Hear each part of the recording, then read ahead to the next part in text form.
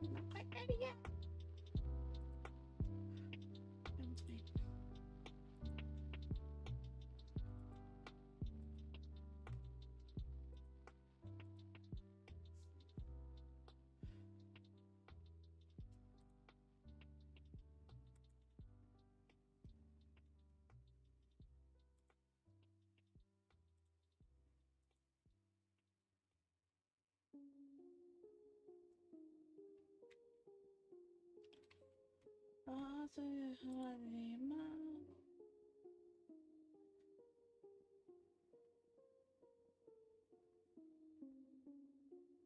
Why would I be talking on the getting started soon screen? Why would I be talking on this screen? Why would I be talking on that screen? Seriously. This is getting started. I'm not supposed to be talking. I'm not supposed to be talking on the screen. What you talking about? This is my getting ready stuff. Meaning.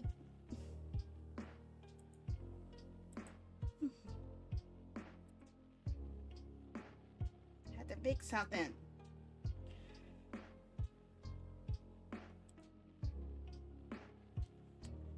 Not on the getting started screen. Not during the getting started screen. No. Not during the getting started screen. Why would I do that? No.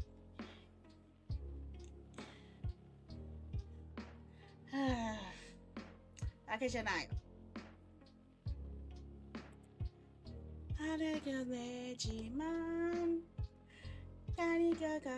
oh crap. Oops. I broke it. I broke it. That's not what I'm supposed to do. Oh no. Oh no. I missed something. I'm missing a layer. Uh-oh.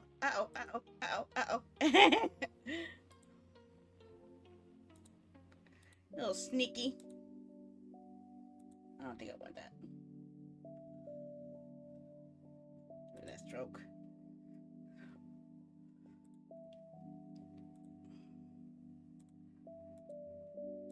Okay, that should do it. Okay, now I'm no longer being hiding under the curtain. Okay. Of course, only Twitch saw that mess. But yeah, I fixed it now. Had to change my little icons down there because since live space is no longer a thingy, I can't do it anymore. I've heard of Clipchamp. I have heard of it. But I don't know. It's a lot more work for me. I had to adjust my menu down there since I can no longer stream on live space. And honestly, I'm not thrilled with Trovo. I decided to go ahead and just stick to only these three as my permanent channels to stream on. So only YouTube, Twitch, and Kick. Only those three. I would have added TikTok to it, but TikTok is giving me mixed messages. On the app, it says unqualified to live stream there. When I downloaded the desktop application to set it up, and after hours and hours of setting up a layout that works out on both screens, I found out that I was not eligible to stream live through the app program. So I'm a little upset about that lying. So I decided to no longer pursue my ambition to stream on TikTok. And I'm just going to go ahead and put all my efforts into the three I'm already on. So yeah, I'm not going to keep streaming everywhere anymore. I want to keep my bandwidth connection down to something more manageable. So yeah, YouTube is always going to be horizontal. I'm horizontal, vertical. Kick on YouTube. Yeah.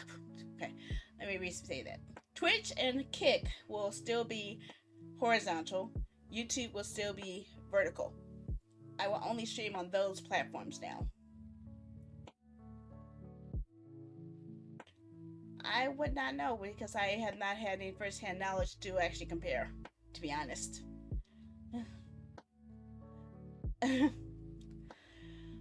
But yeah,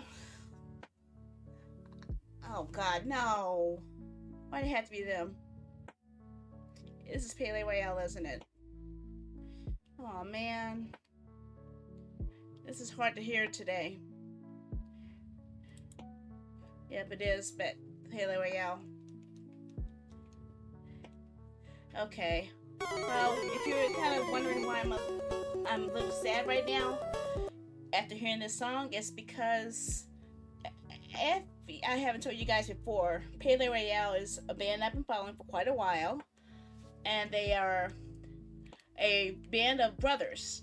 All three of them are brothers, and they actually got their name from a hotel where their grandparents first met.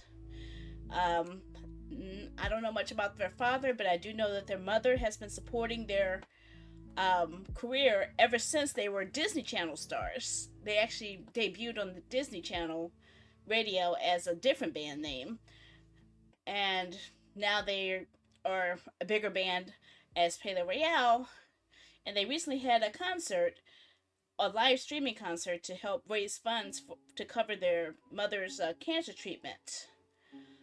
And over the last few days, their mother had passed. So it's sad hearing that they lost their mother that they cared for so much. So yeah, you guys might have saw me play some videos from them before, or performances I've got from YouTube from them. But yeah, this is the same band I went to go see live 9 times. They're a really great band, and I really didn't want anything bad to happen to them. And no, I don't have that. That's not them on the poster. That's actually water parks on my wall right there. Look, I should take a picture of my Pele Royale poster on the other side of the wall.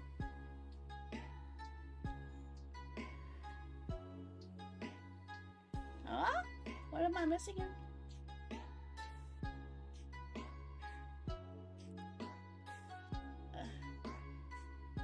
Make sure to see everything.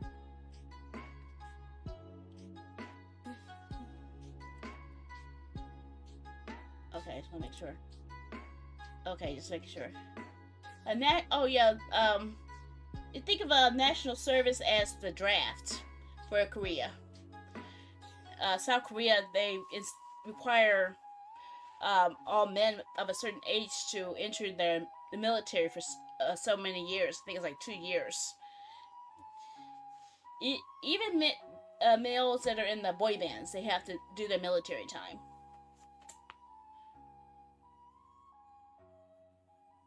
Yeah, technically the war in Korea never ended. They're still at a ceasefire. So they have to make sure that they have themselves well prepared in case North Korea decides to ever change that.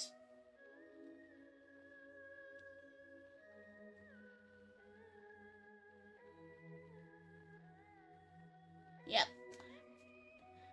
Yeah, but think of it like modern day conscription is pretty much the best way to really say it. Just like national draft, in times of war, the U.S. would do the same thing, where they would actually draft anyone of military age into the armed forces to take part in war efforts. So if we were in a state of war, we would do the same thing. Luckily, we're not in a constant state of war. We just seem to be in a war every couple of years, apparently. Yep, that's true.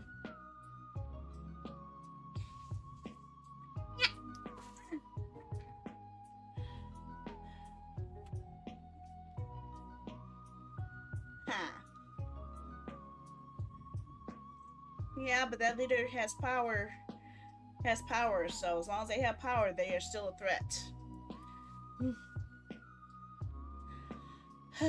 But in more positive news, Star Trek had got some good news this week. Well, this kind of last 2 weeks really.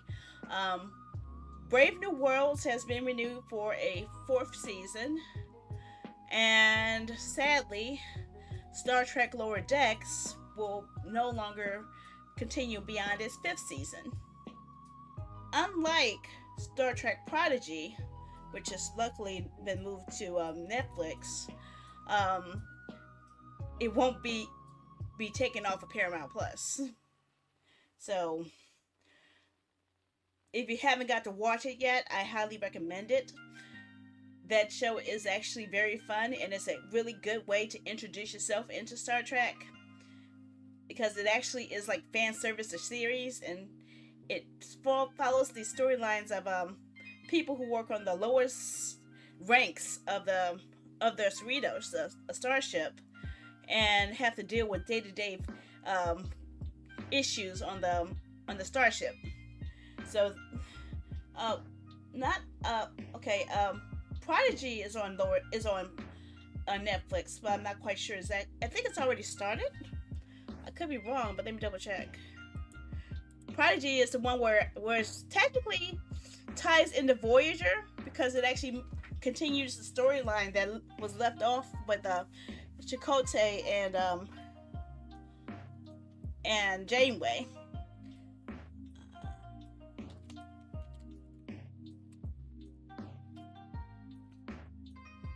I'll see if I can remember my login.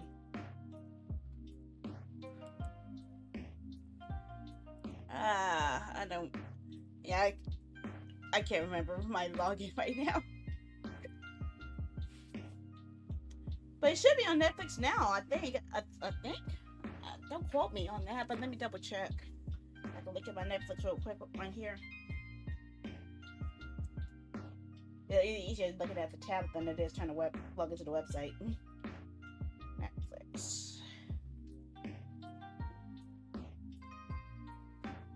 Sandy. Oh, my Netflix is packed with a whole bunch of Korean dramas, so it takes me a while to find it.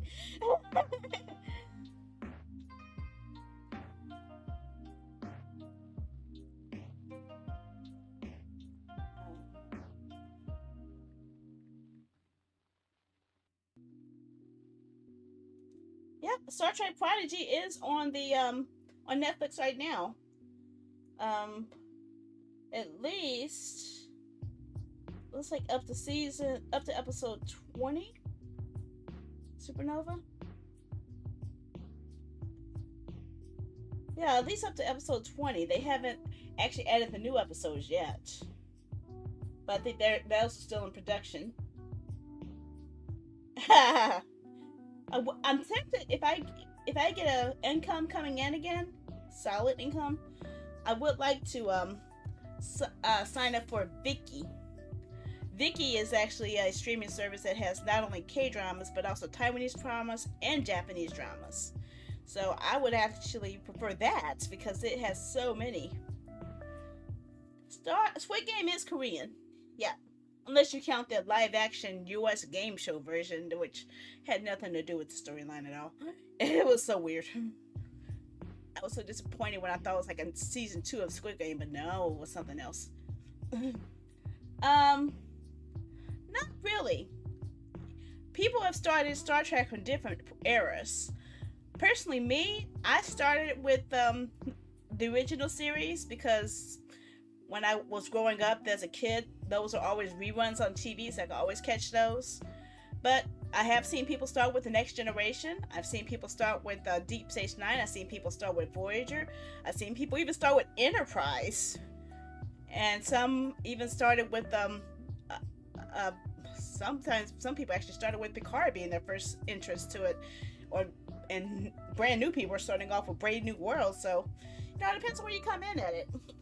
It has a rich history, and there's two different main storylines. There's the era with the William Shatner series, original series, all the way up to Star Trek VI: The Undiscovered Country. It's all the original series. However, when you go into the Star Trek reboot, they actually take parts of that continuity and then make it go into a new reality, which is the Kelvin timeline, and it actually retells a lot of the stories, but from different aspect of different things. So the J.J. Abrams story track is an entirely different saga altogether, but still hits the same story threads throughout the series.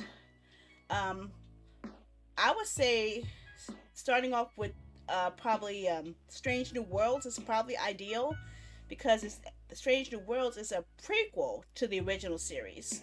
So it's setting the stage for the adventures that we're going to see in the original series, which I've already seen. In fact, they've actually already started introducing characters like Kurt, like Spock, like Uhura. They just brought in Scotty, and they brought in Captain Kirk, who was actually a captain on the Farragut before he came to being captain of the Enterprise. So they actually tell the early days of that and showing how Spock and Kirk build up their camaraderie.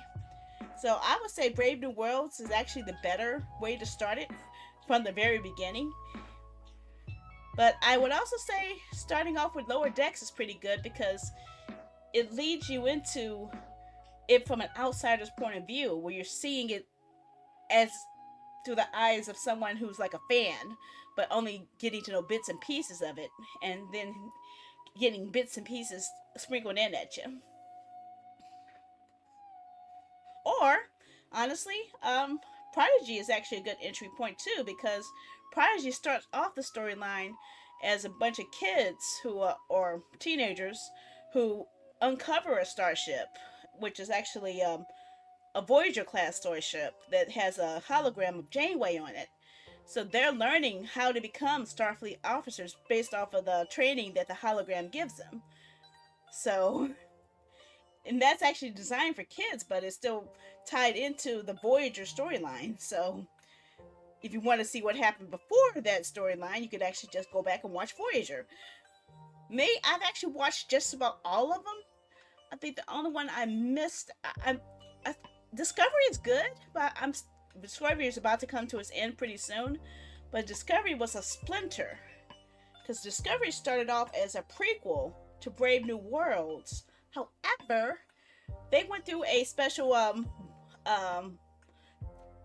time travel thing, wound up 100 years or so in, like, no, actually even more, tons and tons of years in the future, even beyond the next generation. So they're way deep in the future, even though they started off as a prequel. So they started off meeting the original crew of the original Enterprise, and then they go all the way into the deep, deep, deep, deep, deep, deep, deep, deep, deep, deep, deep future. So yeah.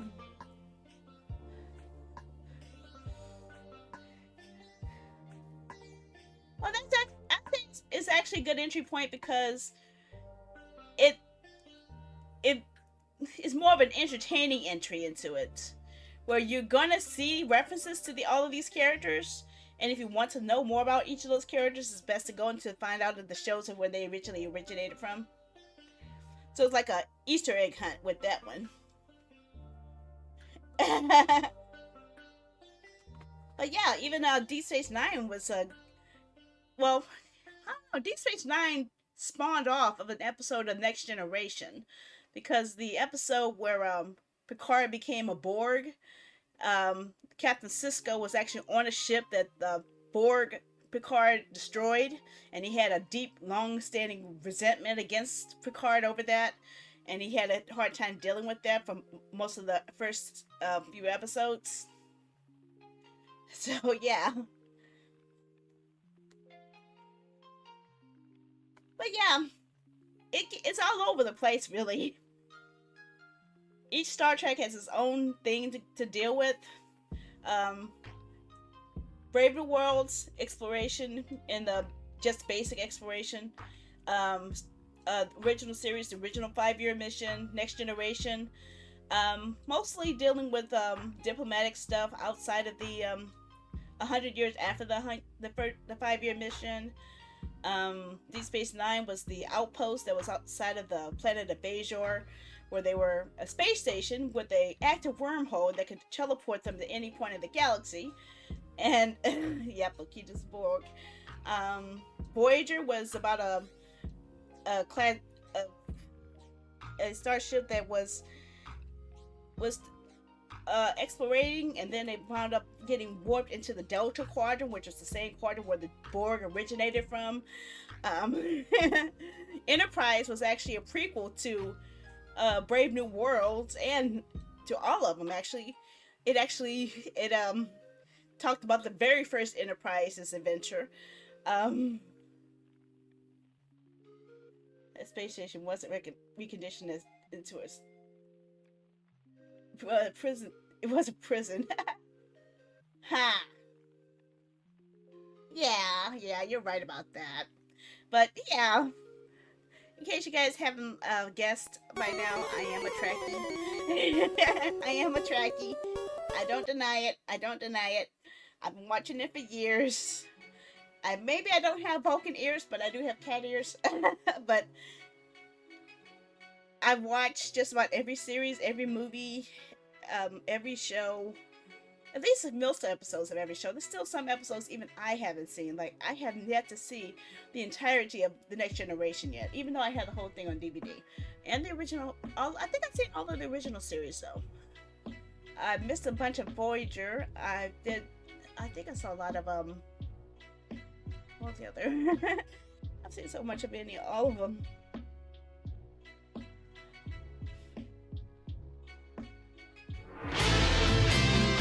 Oh, thanks for the gift, Starla. If you can tell, what the heck did you get? Holy, what the heck? 4?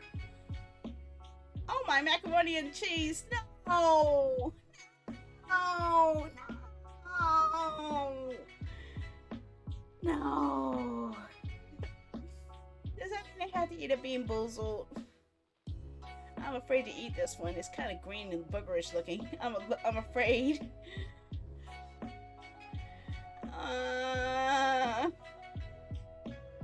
Yeah.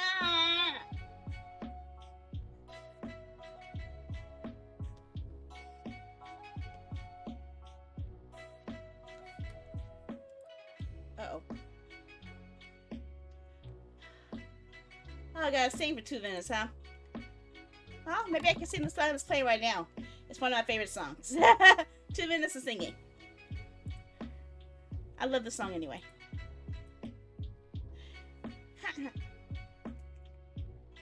How many lights are there? Huh?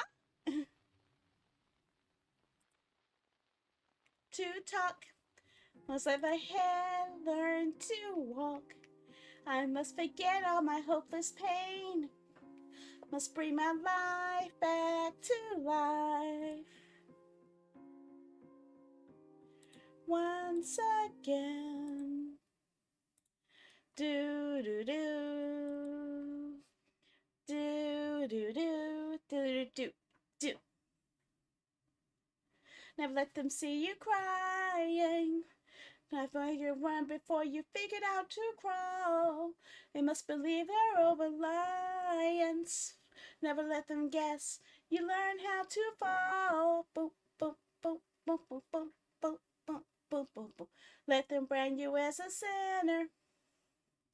Let them think that you're the one who has lost. You won't be charged with being a winner. You won't be settled being called the boss, called the boss.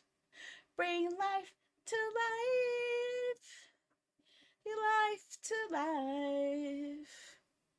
Bring life into life, life to life. Bring life back to life.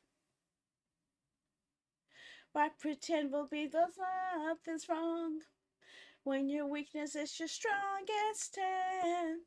Why pretend to be so tough so long that you really are an ordinary man? Doo-doo. Never let them see you dreaming. Let them know you conquered your sorrow. Don't let them know you're screaming. Don't let them know that you have plans for tomorrow. Bring life to life. Give life back to life. Life to life. Life to life. Give life back to. We take the stands. Can you stand the shock? They need an Iron Man. They want a man of rock. You could keep all the games. The suicide leaps. Keep away from the place. It's time to play for keeps. Do do do do do do do do do do do do do do do. Do do do do do do do do do do do do do do do do. Do do do do do do do do do do do do do do do. Never let them see you crying. trying. They'll make you joy, you're not afraid to cry. Never let them see you trying. Never let them know that you're prepared to die. To bring life to life. Give life back to life. Bring life into life. Life to life. Give life back to life. Gotta let my heart learn to talk. Must let my head learn to walk. Yeah, I must forget all the hopeless pain. Must bring my life back to life. Once again.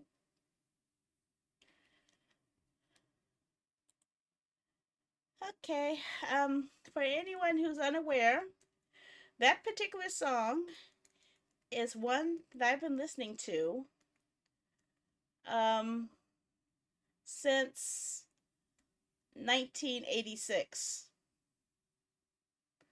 It was one of my very first records I had on my Fisher Price record player. It was for a movie called Playing for Keats, which we actually got a chance to watch on the Discord a while back. It's one of my all-time favorite soundtracks. So I've had a version of that soundtrack on all of my devices at one point or another throughout my entire life. I had it as a record, I had it as a cassette, I had it as a CD, and now I have it digital. So yeah, and the thing is, that CD music is not being produced anymore. So I can't find it anywhere, any of these songs. It's probably except for the Phil Collins song. That's about it. But even that was a cover. I couldn't even find it. So that entire soundtrack is extinguished from the internet. It has never been released on a digital platform. The movie itself was one of the Harvey Weinstein's productions, so you know the issue with his stuff. So not many places actually have that movie either. So yeah, that's another rarity.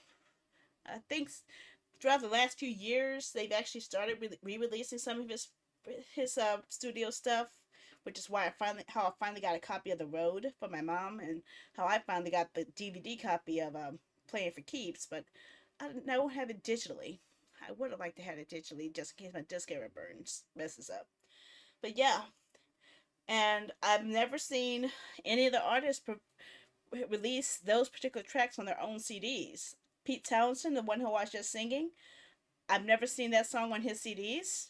Um, Phil Collins, his song on the soundtrack, he's only performed live. I don't think I've ever seen him actually have a studio version on his actual CDs.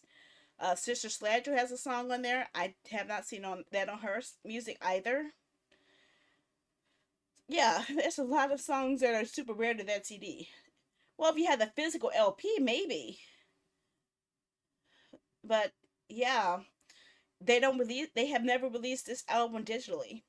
Even on YouTube Music, you can't find it.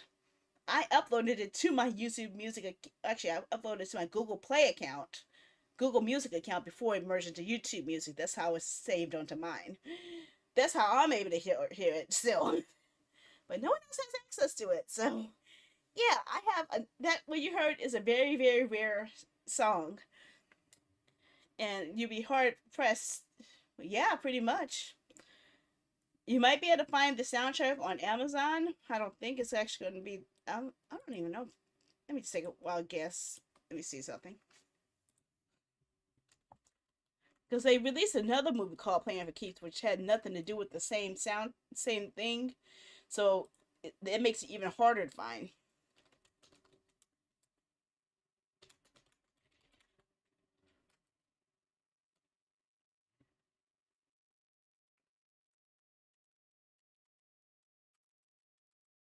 Let's see.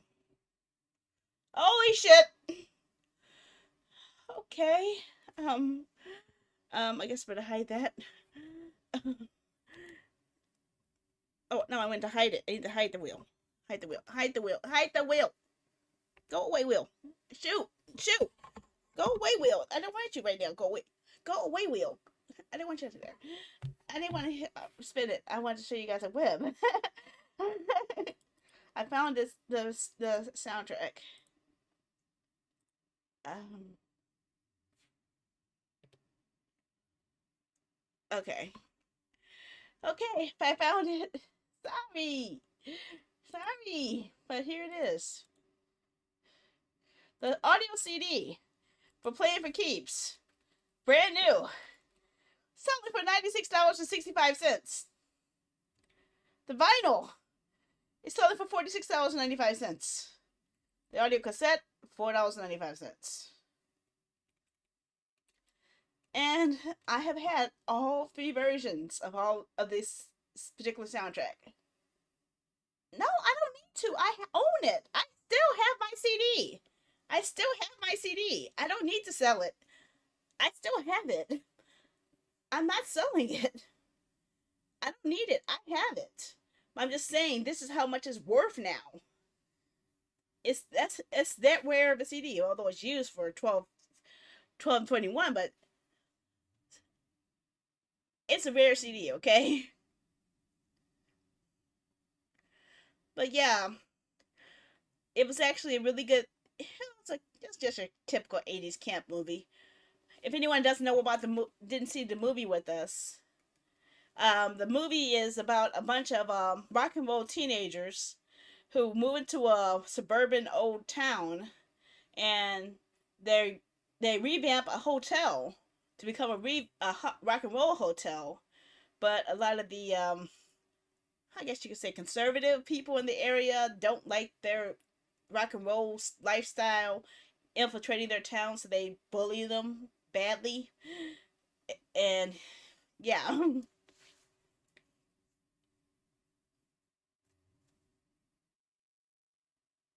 no, no, I don't have to sell it. I still have my CD of it. I have my CD and I ripped my CD. I have ripped the CD, so I have the physical CD in my stash, and I have it digitally already ripped, so I could play it anytime I want. I have it. I have the music on. I just saying, I lost my vinyl. I lost my cassette, but I still have my CD. I'm not selling it. No, I'm not selling it. That's the thing I've been having all my life. All my life I've had this particular album. One way or another, I've had this album. This is like a lifeline of mine, okay? Movie is kind of it, bleh. But the music of this, it always cheered me up. It always gave me a boost when I needed it, and it always helped me feel better. It always helped me feel more optimistic. So anytime I felt really bad or sad, that soundtrack was what kept me going until at least long up until I found Zwei. When I discovered Zwei's music took my encouraging to a new level. But I would not have gotten that far if it wasn't for this CD.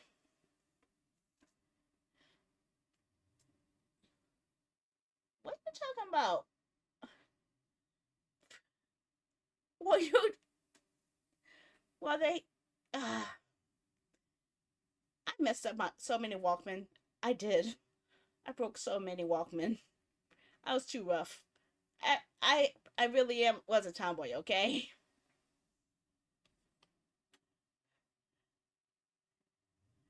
But yeah, I don't know. Do they even have this movie anywhere? Let me see. But I still have the DVD. We've watched it in the Discord already at one point. Yeah, here it is.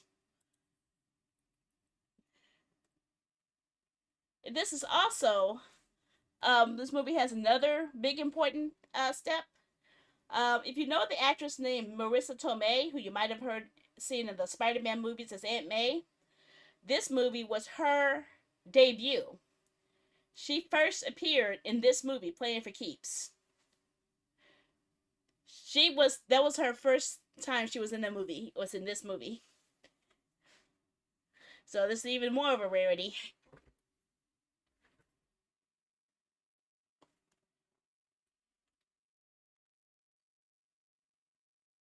Like I said, they made another movie called Plan for Keys, which has nothing to do with this. That messes up the searches. The hell is that?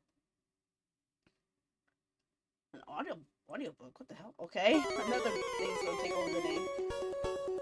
Maurice Tomei, Daniel Giordano, Matthew Penn, directed by Weinstein. Yep. Yeah, this was directed by the Weinstein brothers, so yeah, it has that kind of stigma tied to it, unfortunately. I wonder if they show the trailer. Mm.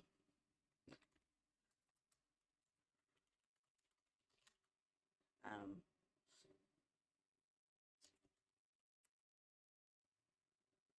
Not that one. No. Yeah, they're not gonna show it. I'm trying to find the trailer for the 1986 movie.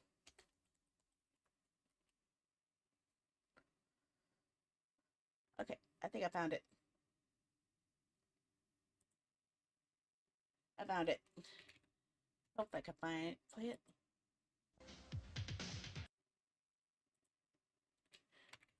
Okay. Maybe I should put the audio on here. Maybe that's gonna be a bad idea, but I don't care anymore. Let's take a look at the trailer. Maybe that will show a bit more. They've got the need. Come on, we can make this thing work. We can do it. They've got the deed. I need that property. The hotel is not for sale. Now, all they've got to do is figure out how to succeed. Ladies and gentlemen, I give you the new Hotel Majestic for kids only. Playing for keeps. We're gonna put our shoulders to the wheel and work 24 hours a day.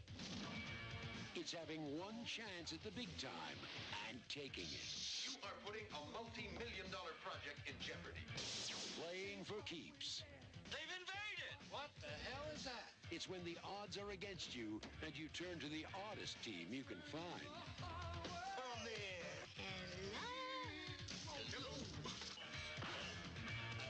Hello. I forgot the name for it. Playing for keeps. It's time to eat, drink, and rock and roll. It's what you need to succeed. Rock and roll heaven. Yo, spring. Oh, they play to win. We play for keeps. Playing for keeps. With music by Phil Collins, Arcadia, Peter Frampton, Huh. Pete Townsend, Julian Lennon, Sister Sledge, Chris Thompson. Well, if you guys want to watch it in the Discord again, I have no problem with it. Written by Bob Weinstein and Harvey Weinstein and Jeremy Levin. Playing for I still keeps. have it. It, like I said, we played it once before in the Discord. It's been about a year or so since I played it though, but yeah. What the heck? Okay. Oh, I remember that. Maybe Tragedy. Wait. Oh no. No! What the heck? What happened to her? Dang it, I can't watch it now. Oh, that's me. That's not what I wanted to see. Okay. No! I want this. What's this?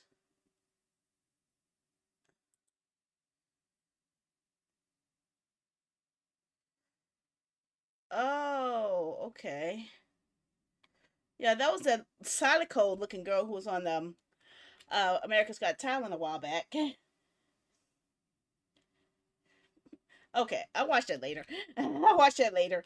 No need to bore you guys with that. You guys don't want to see it.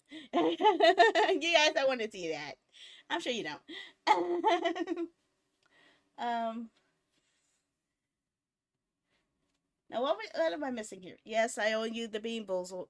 Okay, well, I have a weird green looking one. It looks kind of like a booger. I don't know what it could be. Let me look at the listing here.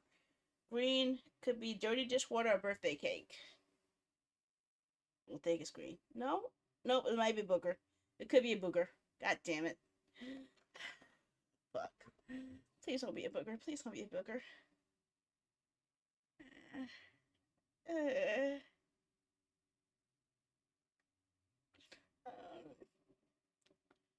oh, yuck.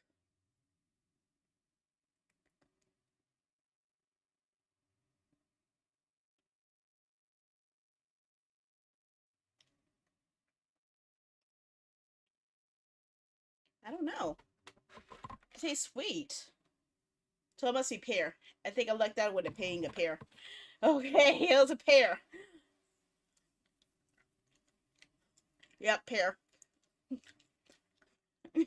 Lucky. Lucky. Mm-mm. Thank God. Oh God. I would have got really pissed if I had to find something to drink to flush that shit down my throat. Okay. So I'm done with my geeking out about old 80s classics. Hmm.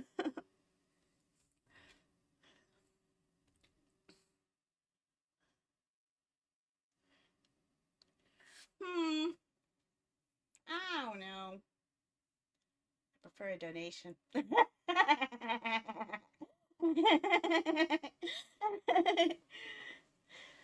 course, I have to be careful. I gotta be careful. I do. Because, like I said, I don't know when I'm gonna get money from Twitch. I don't know. I didn't get a Twitch payout this month, so I had to wait till next month to get, uh, is it 3 or 4 months worth of payments?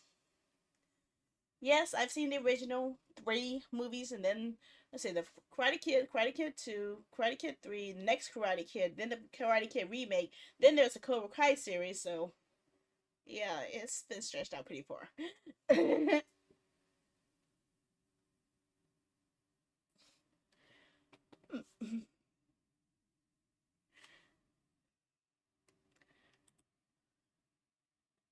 Hmm. Yeah, but Twitch will get half of that. Twitch will love it. Twitch will love me if that ever happened.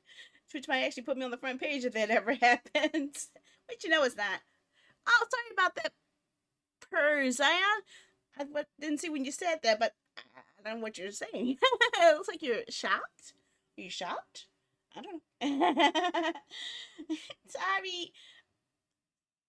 I must have looked away when you said that. I'm sorry. I'm sorry. I'm sorry. What did you say?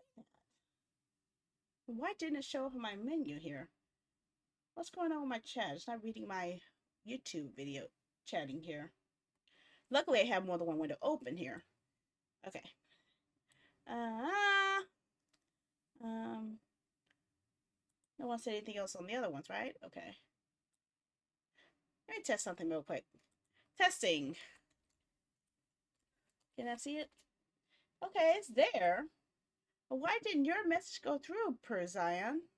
I don't get it. Maybe it was over 200 messages ago? I think. Maybe. Hmm.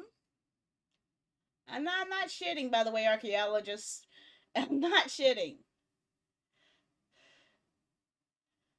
I don't have a porn folder full of owie. God damn. What the hell is up with your heads?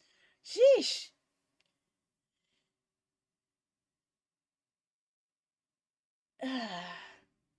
Okay. So let's get rid of the web.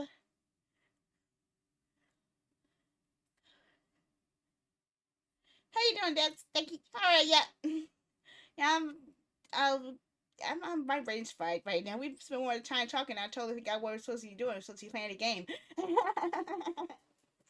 I actually feel like I don't want to play a game. Sometimes I just feel like I want to talk, but then I don't want to let down those who actually want me to play the game. I would rather just talk. Would you guys like to just chat instead of playing Ace Attorney this time? Or would you are you really wanting me to get back into the game? I want to know. I need to know. I need to know. I need to know what you want me to do. Uh-huh. Okay, we got one person saying more Ace Attorney. Hey, I wish I could just do a poll, but it's kind of hard to do a multi-platform poll with this right here. Do you remember what case we're on? Tell me what was the last case you were on? Tell me. Hmm? Do you remember? It's been a while since we played it. What case are we on?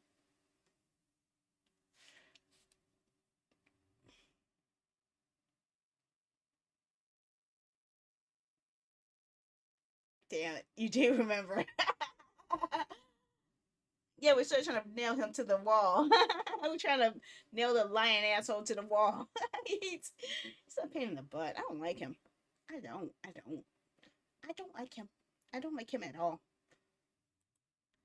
Yeah, I hate that jury. Pisses me off. They're always trying to cut into the case instead of listening to all the evidence. We're ready to make our decision. What? I'm ready for you to make no damn decision. I'm still trying to prove my case. Impatient little pricks. Oh. Yeah, I'm still trying to prove that, though. I'm trying to prove that he stole the wax figure to, the hell is this? Class of 09. Whoa, whoa, whoa, whoa, whoa, whoa. It's not a dating sim, it's a rejection sim. Whoa, whoa, whoa, whoa, whoa. I see something interesting. I see something interesting. A rejection sim. I gotta show you this, you guys this. Let's see if I can.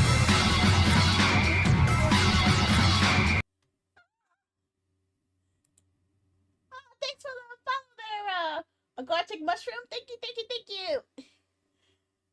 I had to see where they came from. Yay! I just saw something interesting on when I opened up Steam.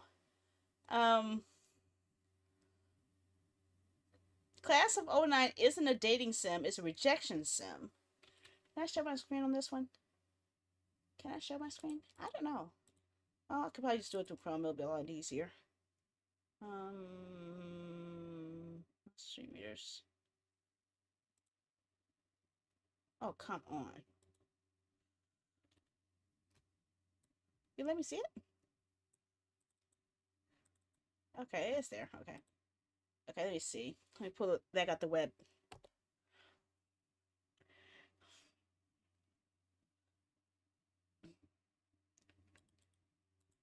I just want to see here. I don't have this game, but it just suddenly caught my attention, and I think you guys might want to see it here. I can't go any bigger though. This is the anti-visual novel. Instead of playing as some guy magically able to score beautiful anime girls, you play the anime girl and create mass chaos in the lives of your potential suitors.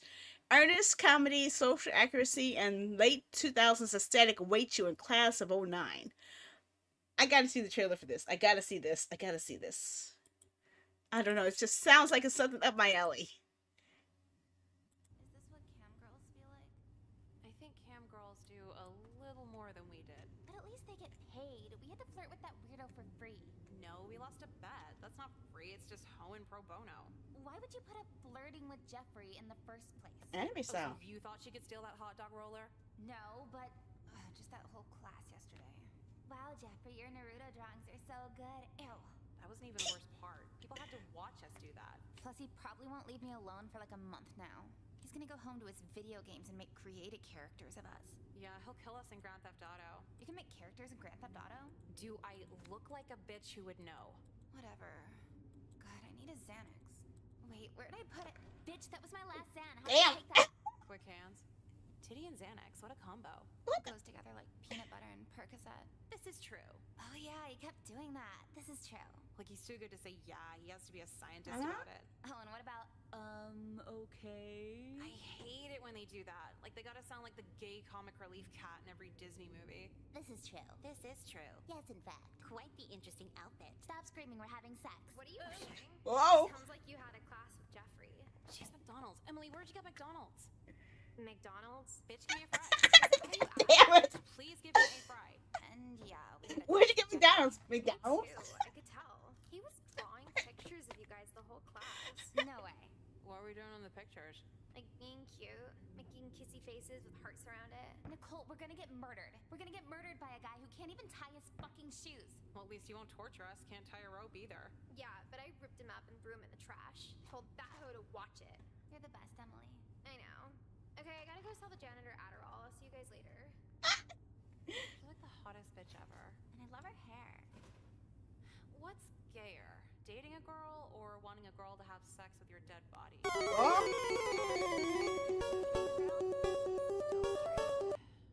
were we talking about? Oh yeah, so what are we doing for marketing? It's the movie casting thing, right? Yeah. So I was thinking... I think the AC exploded again. That scared me, but yeah. The challenge should be a cast of bald guys who don't look like they say the N-word.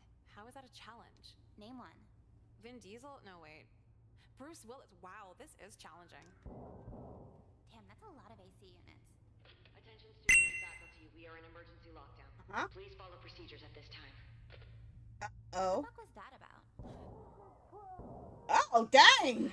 Jeffrey snapped! We gotta get out of here!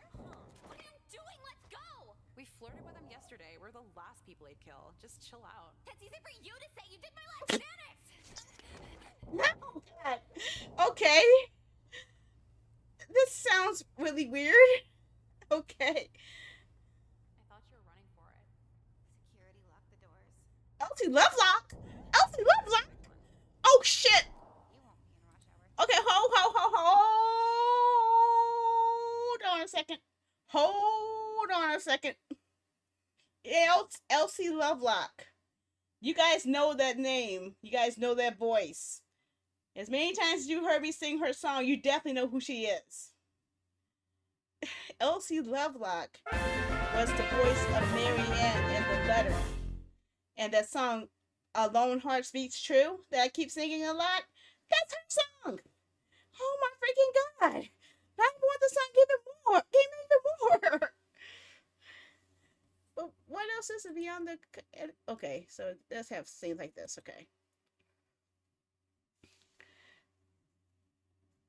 Oh, wow. Oh, God. Okay.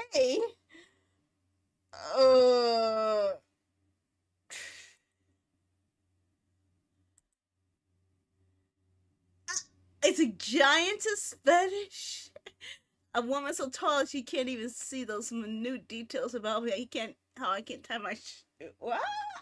Yeah, dark but weird.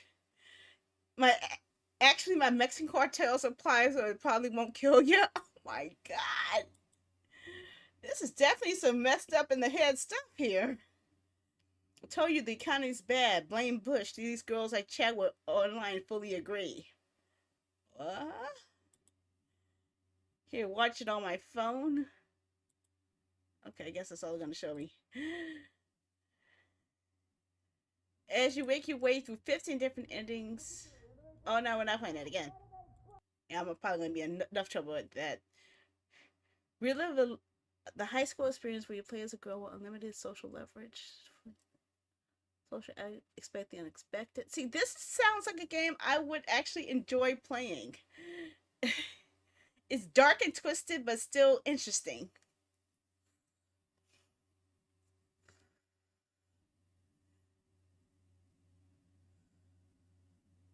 Ooh, okay. Yeah, definitely mature. Definitely mature content. So I don't think I'll be able to stream this on YouTube without getting in trouble. Honestly. I might have to stick that to Kick and Twitch, obviously. What?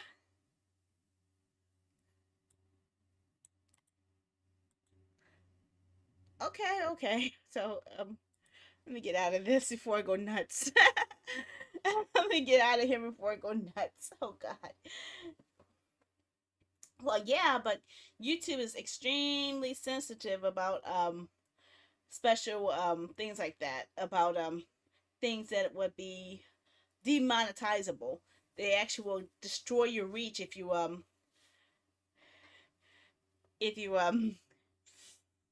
play it in your video. They'll demonetize you. They'll cut your access to your fans. All types of bad stuff.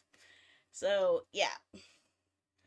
So before I start, does anyone want me to open the fishing game or stabby stab? Actually, I prefer not stabby stab. Honestly, I prefer just keeping lurk bait open, but not stabby stab, because stabby stab is a lot more obtrusive.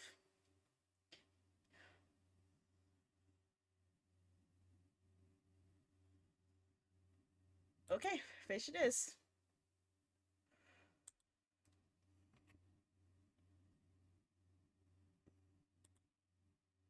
Okay.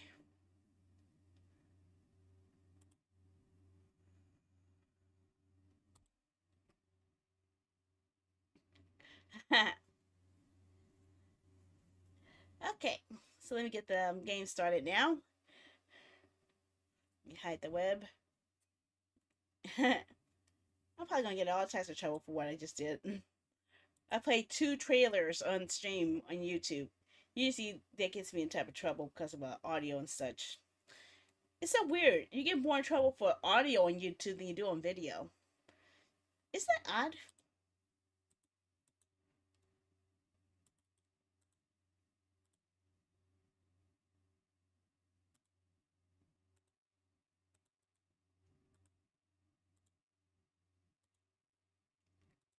Okay.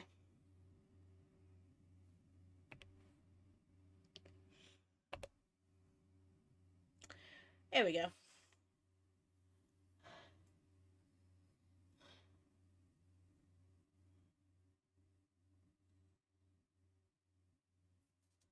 Hmm. Well, it all depends. If you check your content collection on YouTube and see if it actually has has limited access, limited reach due to policy violations, that's more likely a chance that they might have limited its reach. And yes, the copyright system is messed up because anybody who's anybody can claim copyright on something that is not theirs. Because I've been using like music from Harris Heller's Stream Beats, which is definitely royalty free music, but people use his music and then upload it into a music database to claim that it's theirs months and years after his original selection has been uploaded, and then the content ID picks up their claim to the song instead of his. So it's a mess. Hmm. Well, if you do, help me get monetized. Okay. So we're finally back on track. Finally, we're going to play some Ace Attorney again. And if you're on Twitch, you can use exclamation point fish, I believe. I wish I could do the same for Kick, but Kick doesn't have streamer bot support, unfortunately. YouTube can do fishing, I think. I believe. Let me double check. I'm pretty sure I did fix YouTube to do fishing. Let me see if it works.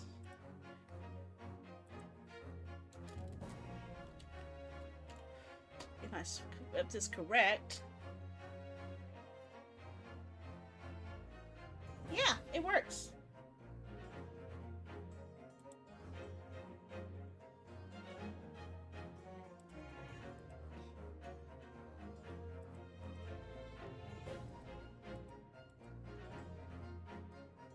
I think it's an overlay.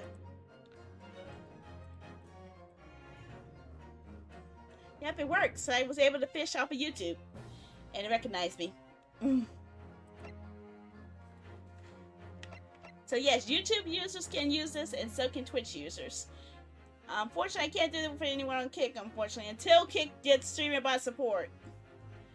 Once Kick gets streamer bot support on Kick, then I can actually add the script to work on that platform too.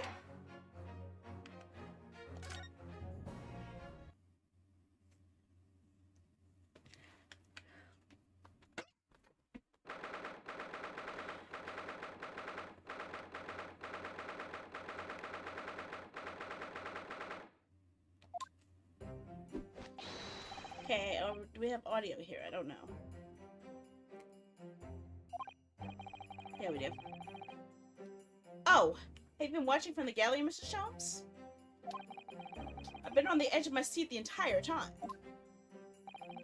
Courtroom trials are fascinating affairs. As a spectator, at least. I'm glad you've been enjoying yourself.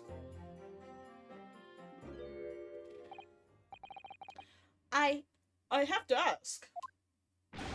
What on earth is going on? It makes no sense. What's this professor business all about? He doesn't look like any professor I've ever met before. Who even is he? Ah, of course. You were in Germany already 10 years ago. Yes, the professor. When I discovered he was the one who had been abducted, a sense of foreboding stirred within me. I knew the monster would come knocking at your door. Who knew the monster would come knocking at your door? My heart felt sympathies. As it turns out, Lord Van Zeeks is even more intimately tied to this case than any of us realize, isn't he? Yes, how true. His great friend from the University of the Dock, and now a waxwork of the killer who took his esteemed brother's life, makes an appearance too. His brother? Ah! Biggie the Cheese, thank you for following, although I thought you said you followed earlier today. I'm a little surprised because I thought you had followed earlier today. But thanks for the follow nonetheless. YouTube just giving me weird messages here. I don't know what's going on. Huh?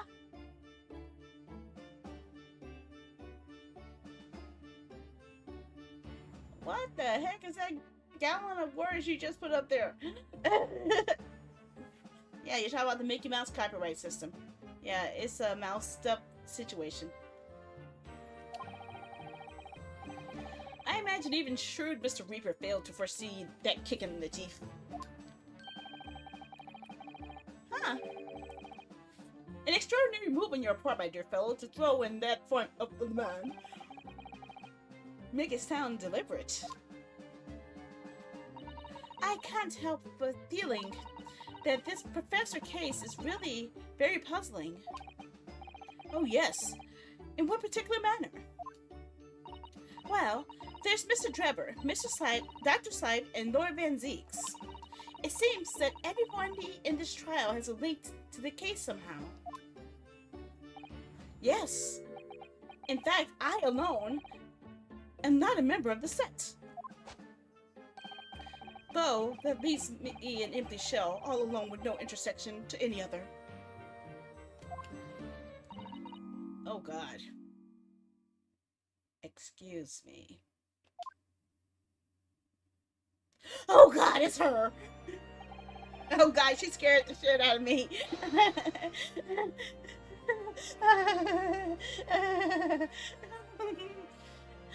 I'm scared of her. She's scary. She's scary. She's scary. She's gonna get mad because I had dissed how her forensic skills are kind of sus. She's mad. I think I made it inky. She's gonna have my head. She's gonna rip my head apart like Sub-Zero. Oh God, I'm in trouble.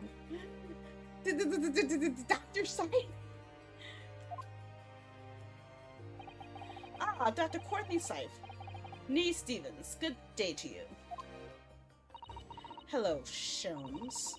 That was very shrewd of you. What in particular, pray? You requested that 10-year autopsy report from Gregson, didn't you? Why would you assume such a thing? Because Gregson told me. My God, she is pale. To think it's been 10 years.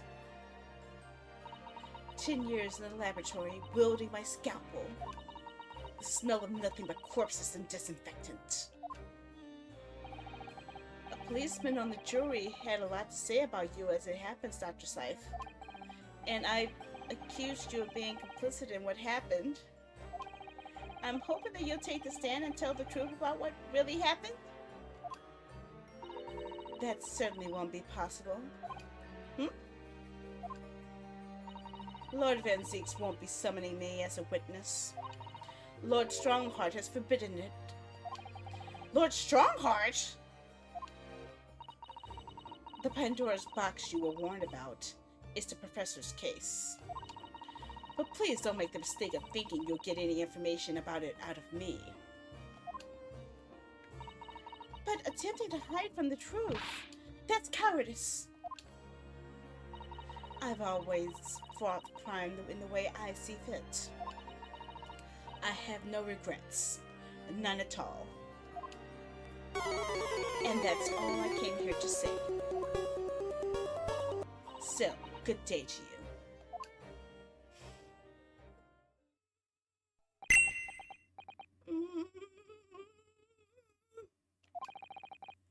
She mentioned it too. This Pandora's box. Whatever does it all mean? There's really no cause for concern, I assure you. When the trial resumes, the meaning will become all too apparent, whether you like it or not. Like it to or not. Huh? Now then, I believe it's almost time. I must make my way back to the public gallery. The edge of my seat awaits. I think maybe you're enjoying yourself a little too much. Yes, one word of warning before I go. If, in the course of the trial this afternoon, you perceive even a shadow of doubt about the truth, don't let it out of your sight. Pursue it like a dog with a bone. To the bitter end, you understand. Do not falter, whatever may come to pass.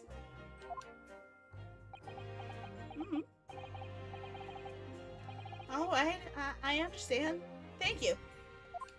Good. I shall make myself scarce then. I purchased a bar of caramel earlier, so I shall be gnawing on it, that you gnaw away at the truth. What? What did that warning from Mr. Sholmes really mean, I wonder? Especially the bit about whatever may come to pass.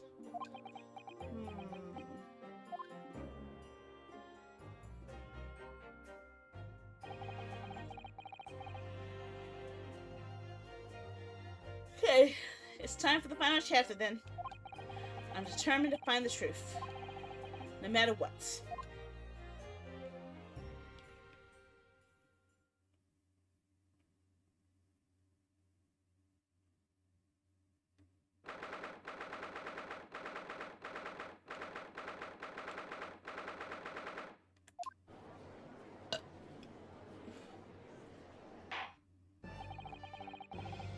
In the name of Her Majesty the Queen, I hereby reconvene the proceedings of this court. Counsels for the defense and prosecution. Are you ready and able to continue? The prosecution is ready, my lord. Yes, my lord. The defense is ready. As the court is aware, the case under our scrutiny began with a damaging incident at the Great Exhibition. And yet, we now find ourselves embroiled in the details of a convicted felon who was sent to the gallows a decade ago. This trial has certainly defied all expectation. As it seems to be the fate of all trials which this Nipponese is involved, my lord. Oh, is he getting salty?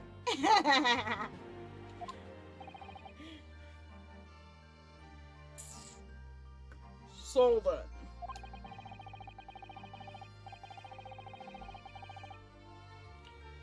Let us begin with our exploration of the defense's assertion that the waxwork was cardinally involved in this matter. Lord Van Ziggs. My lord. Are we still awaiting the arrival of Madame Tussauds? Not at all. She is in the antechamber as we speak, ready to be summoned. Very well. Bring in the witness. At once, my lord. Bailiff, show Madame Tussauds to the stand. Things are about to become a lot more intense. If Drebber is responsible, as I'm sure he is, it means he must have had an accomplice in Dr. Scythe. And what connects the pair of them is the waxwork. Yes, the model of the professor. That's the key to the link between these otherwise unrelated individuals. And it's a tenuous link, admittedly, but at present it's all we have to go on. I don't know what's under the helmet. She's still working on another sculpture. State your name and occupation for the court, please. My name is Madame Esmeralda Tussauds. I'm a waxwork artisan and the proprietress of Madame Tussauds Museum of Waxwork. You will have to pardon me for working as I testify. My new exhibit must open very soon. Who is that? It looks kind of familiar.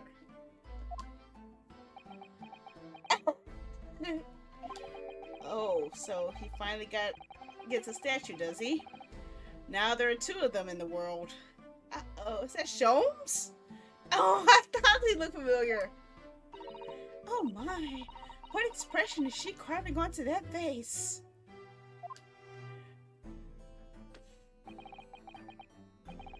A number of days ago, a particular waxwork model was stolen from your museum. Can you confirm this? Oui, that is true. At first, we believed it had been kidnapped. Oh, I love her eyelashes. A waxwork model kidnapped? Yes, my lord.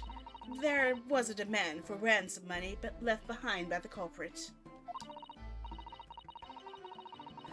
However, according to what I've just been told outside the courtroom, that was not the true reason. I understand it was utilized as a substitute for the body of a murder victim. At present, that is no more than conjecture proposed by the defense. This is the victim in the case in question, Mr. Odie Osmond. But of course, I know him well. He is a part of my odious personages exhibit. I detest to say that what is evident, but Mr. Osmond does not resemble the professor at all. Yes, but perhaps their faces are very similar. Are you suggesting that we should see now the G-mask visage of the professor? I have here the key, but it's strictly forbidden to open the lock. This is absurd! Pardon? I don't know what face you carved onto your fancy figure beneath the mask, but clearly it won't be that of the actual killer. Indeed. The man's identity was never made public after all. The trial took place in a closed court. The proceedings were strictly confidential. The condemned man was summarily executed. His identity remains a closely guarded national secret. There's no possible way that a repertoire of tawdry exhibits could get their hands on that information. Ooh. Ooh. Dude. She's about to lay the snack down on your ass. I know it. Que dommage. It would seem you are unaware of the Tussauds principles. What principles? The family Tussauds has always prided itself on sculpting models a la perfection. Every detail, including the visage, is fashioned with complete fidelity. Et voilà our principles. There is a well-known legend about the Tussauds waxwork from the time of the French Revolution. A member of the Tussauds family is said to have made a waxwork of the queen who was executed. Oui, that is true. It was a century ago now. I believe that the queen's face was carved in the minutes following her death, actually at the guillotine site.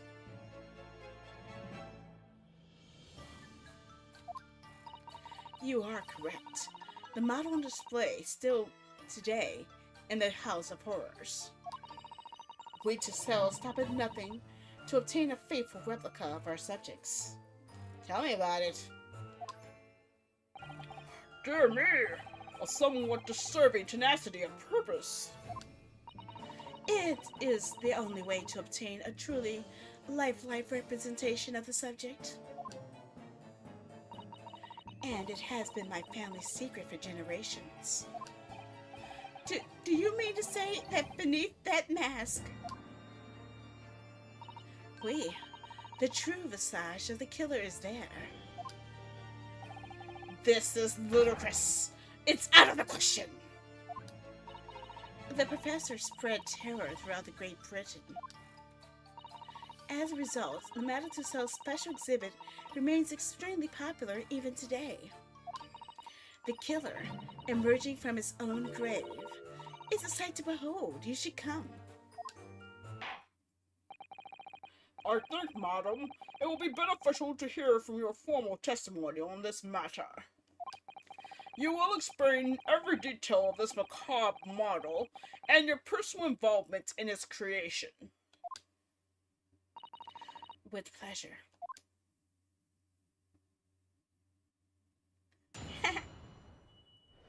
Here we go. The special exhibit in the House of Horrors is based on a rumor that shocked society in London. An impression of the visage was taken directly from the corpse in accordance with Tussauds' family principles. I enlisted the aid of the gravedigger and created a mold for the head in the cemetery just before the interment. I hid myself until he gave me the signal. I was there for a very long time that night. As dawn approached, I was very worried that I could be discovered.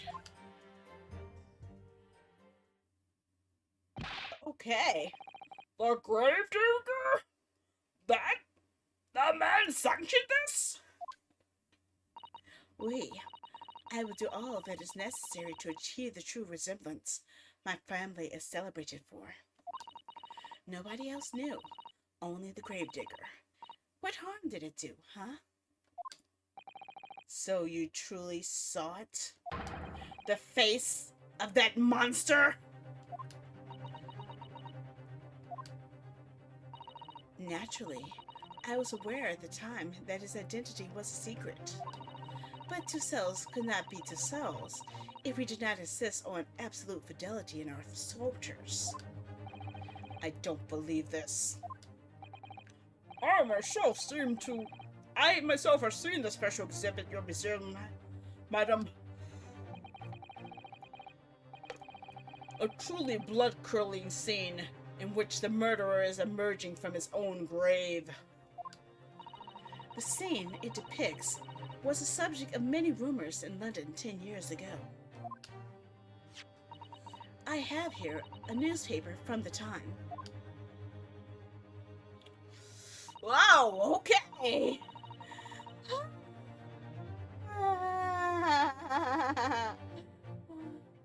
The special exhibit was based upon the picture in this article.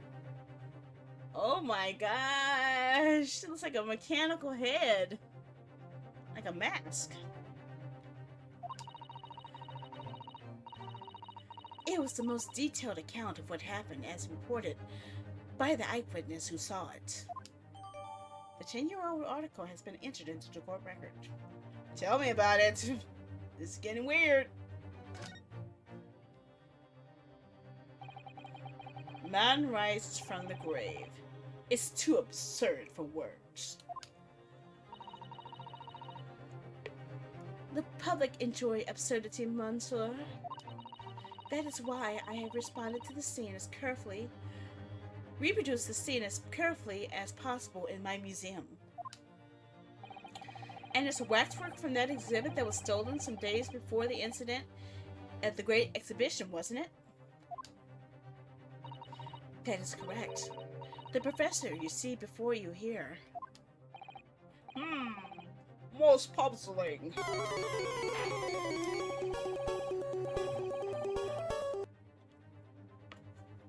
Counsel for the defense. Proceed with cross-examination. This waxwork links Trevor to Dr. Scythe, and there has to be some reason for it, which hasn't yet come to light. But I'll find it. I'll get to the bottom of what really happened. I'll prove that Dr. Scythe and Trevor were in on this crime together. Hey!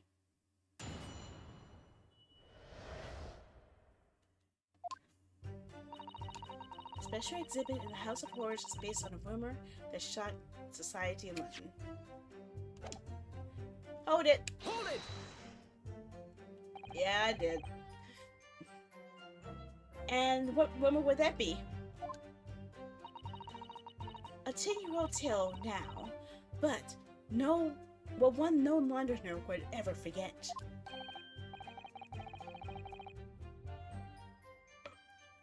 Alright, I know just what you're talking about, I think. Of course, it couldn't be anything else. Yes, that story would never disappear. The tale of the condemned killer rising from the dead. That is the central attraction of my House of Horrors. The rumor was whispered all over the city, and it was like this.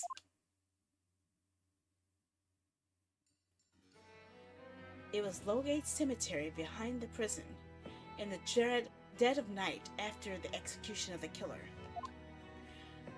The interred professor slid back the stone slab covering the tomb and emerged from his grave. A young man who witnessed this felt a scream welling up inside of him. Holy shit, what the hell did you catch? Okay. But an instant later, he hears an ear-splitting gunshot from over his shoulder. The bullet struck the emerging corpse and fell motionless once more. The scream finally found its way from the mouth of the young witness, who turned and ran for his life. Who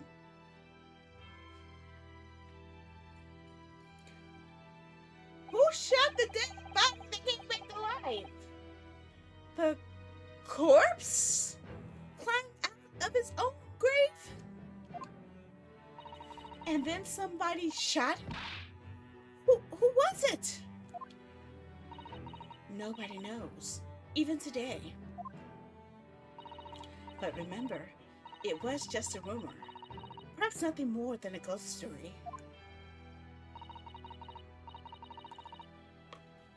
The good people of London, they love stories like this.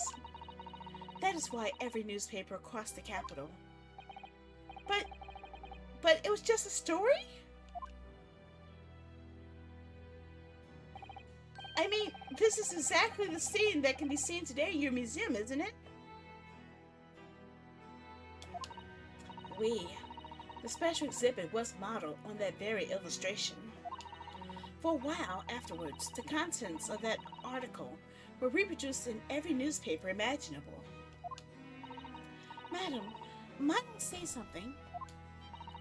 Please go ahead, mademoiselle. When something is described as a rumor, it doesn't necessarily mean that it's entirely made up. I believe that often rumors contain elements of the truth. Ah, I see that people of the East can be just as astute as the people of Europe. Can we be sure, for instance, that the professor's execution was successful? Uh-oh. We gotta pause here. It is not possible for the dead to come back to life. Sorry? 10 years ago, I was there in Lowgate Cemetery. After the criminal known as the Professor was killed by hanging, I took a wax impression of his visage from the corpse just before it was interred. So I can assure you, the man was dead. I see. It would certainly appear that the condemned man suffered the intended fate.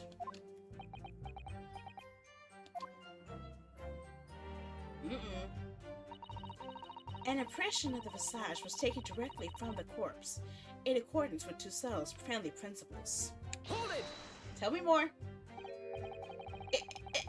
Is that true of every waxwork in your museum then? It is, assuming the subject is dead, of course. Live subjects have to cooperate in a similar way. I have letters from imprisoned criminals all the time, you know. What sort of letters?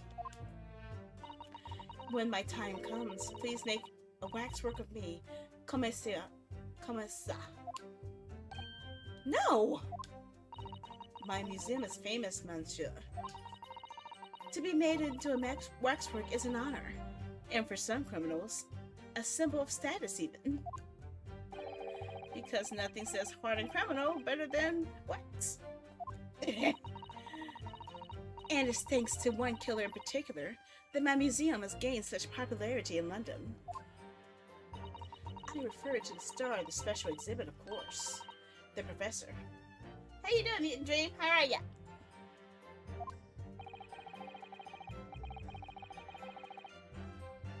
Whose form you claim to have captured by taking an impression from the actual corpse. There are no exceptions to the principles of Tussauds. I enlisted the aid of the gravedigger and created a mold for the head in the cemetery just before the interment. You're gonna have to break that down for me because even I missed some stuff on that. Hold it! Surely that's illegal, is it?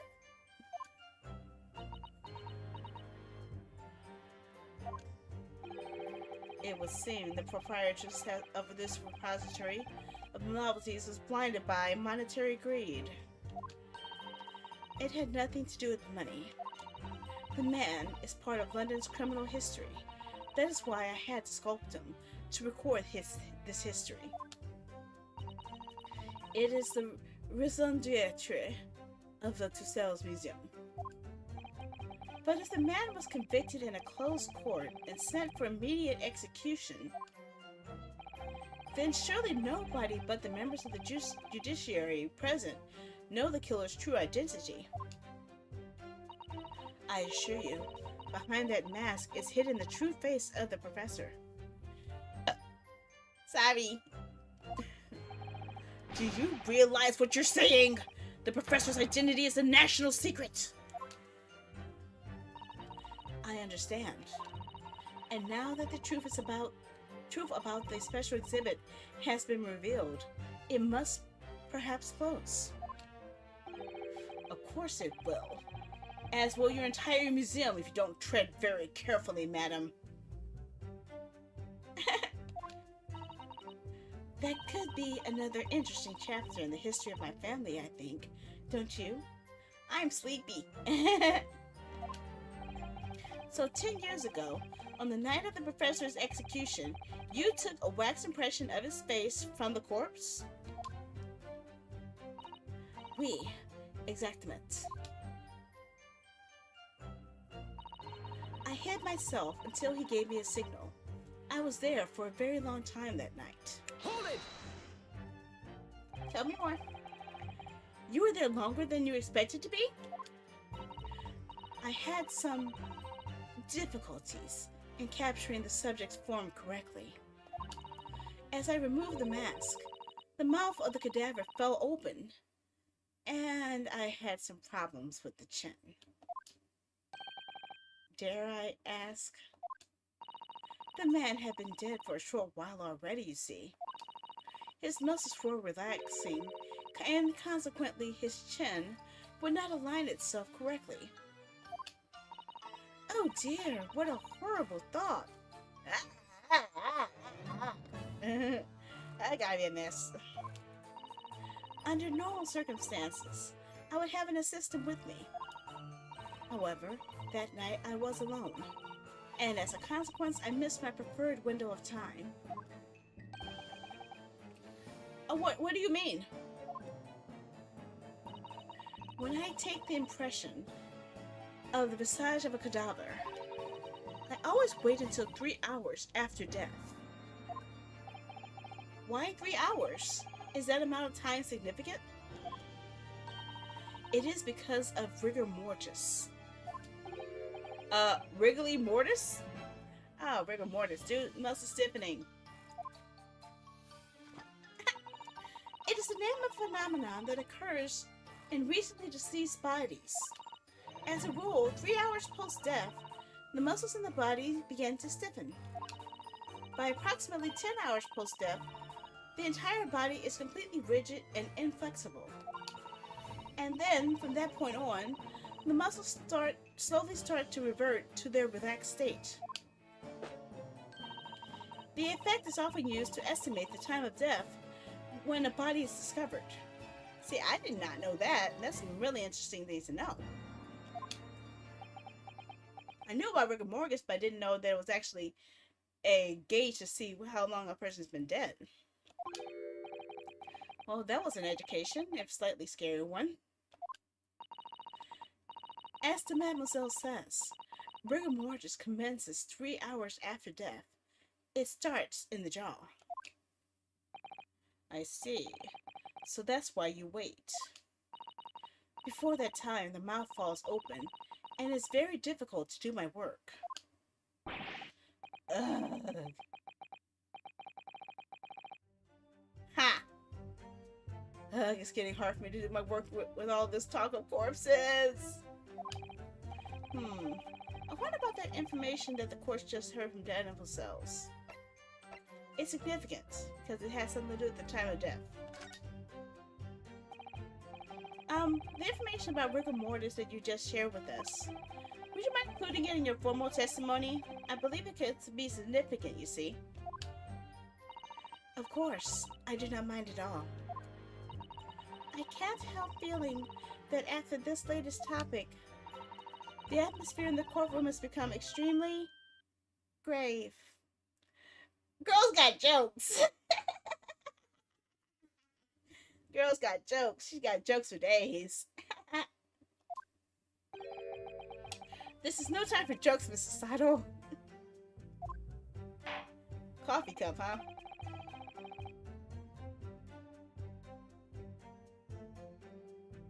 Common muscle. Madam, kindly amend your testimony as discussed. Bonsoir. It took me a very long time because it was just before the onset of madness. Follow there, Senshi. Arigato. Thank you. Hi, arigato.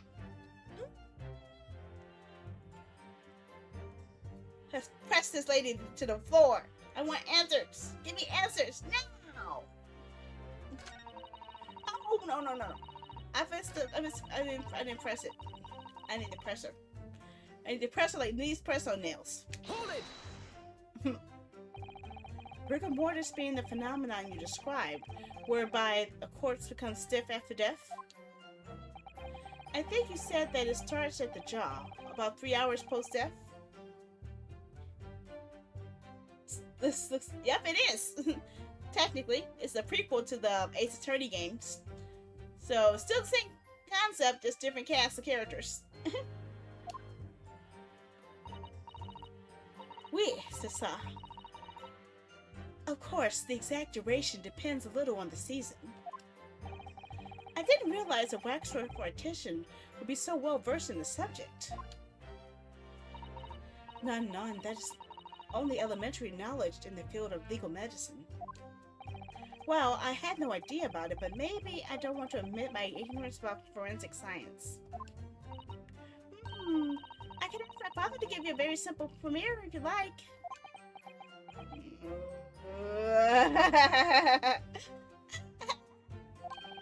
I think courses should be your domain. I'm not good with them.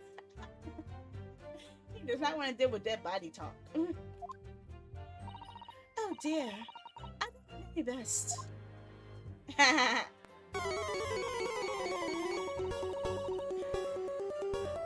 As dawn approached, I was very worried that could be discovered.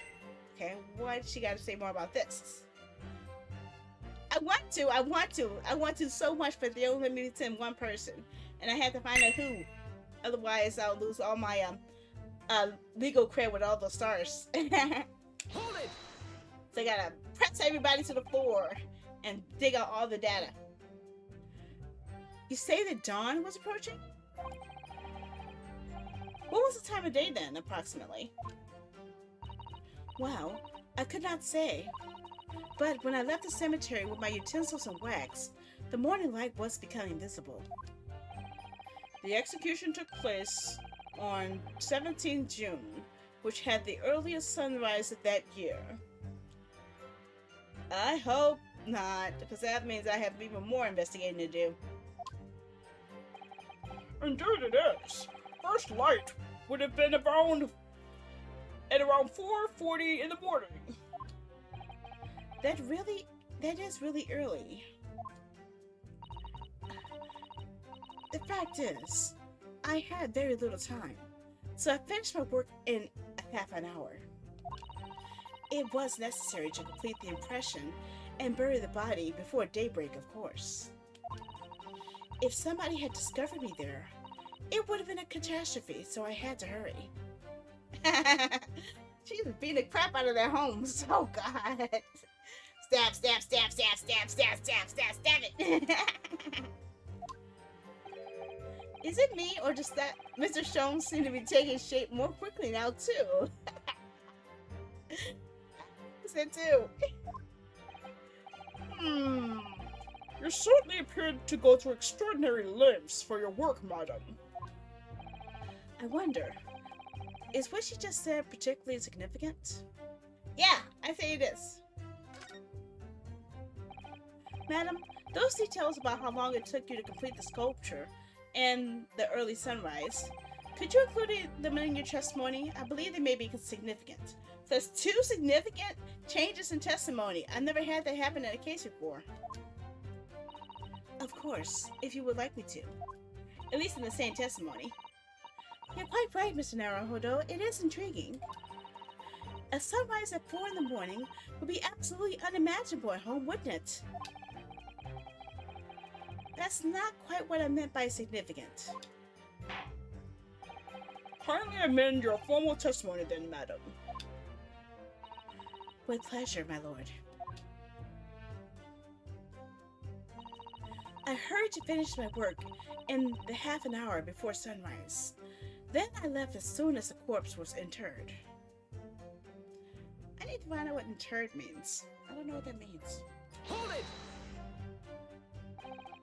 Did you have a reason to believe you might be discovered once the sun came up or something? I had paid the gravedigger money to keep my little secret, of course. But with the morning light, I knew that the warden from the prison would commence his patrol of the area. Couldn't you have just paid the warden off too, then? Good question. I had already paid the gravedigger, as I said. You cannot buy the silence of everyone, or the secret is no longer a secret, huh? The sunrise was at 4:40 a.m. that day, which means that it would have been about around 4 when you began your sculpting work. That must be correct. That would be when the gravedigger gave me the signal to come out of hiding. So, that's all I have to go on. What's your feeling, Mr. Naruhodo? For some reason, Dr. Syke went along with Drebber's plan.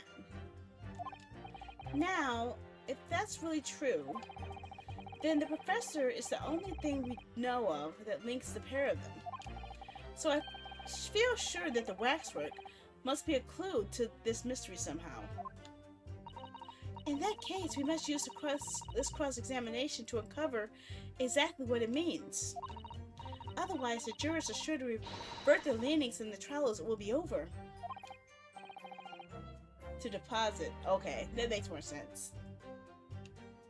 I agree, but interestingly, uncovering what the professor has to do with all of this means more to Lord Van Zykes than anyone. That's the impression I'm getting anyway.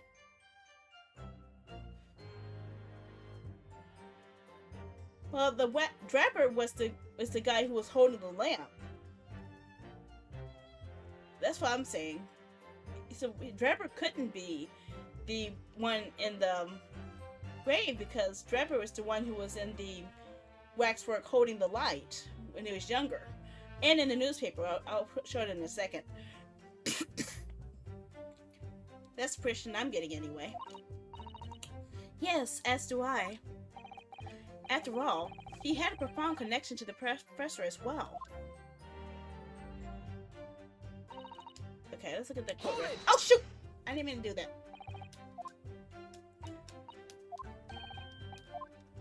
I need to go back.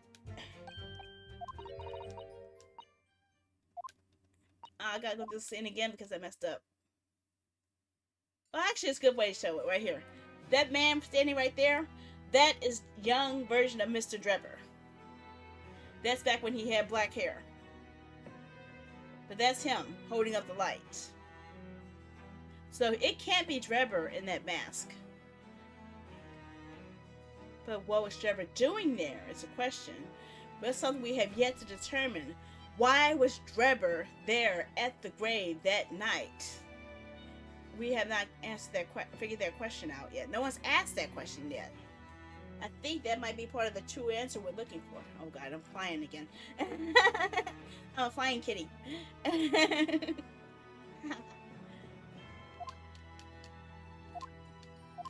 So I need to find a way that will actually expose that particular factor.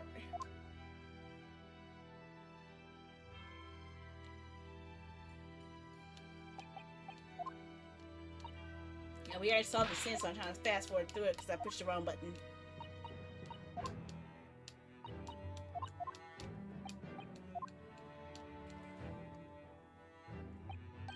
See, you see a better look at his face, and you see those glasses are on there too.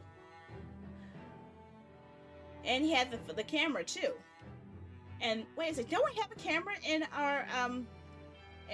our court record too? Let's look at that camera again.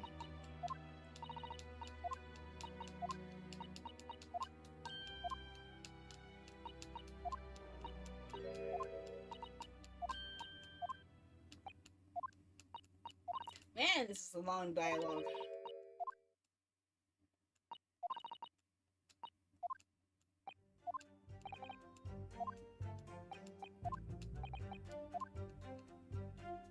Okay.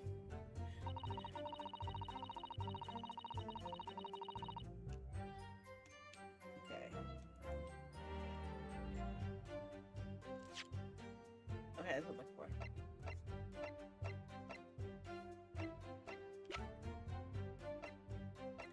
Man, this is a long ass mystery. So this is Mr. Drebber's camera. And oh, is it the replica of the camera? Oh look, the cover came open. Yes, now there should be a glass plate inside. You have to change the plate with each new photograph you want to take, you see. Glass plate. Let's remember that. That might be important. Is something wrong? There's no plate. It's been removed. Oh, what a pity. But I suppose if you think about it, this wouldn't be the actual camera that was used in the time, just like the waxwork wasn't the actual person. So we never found a photographic print of the executed convict coming back to life anyway. Oh, yes, you're quite right, of course. Forrester's house. She looks devastated. Okay, so do we have anything in our witnessing that looks like a plate, perhaps?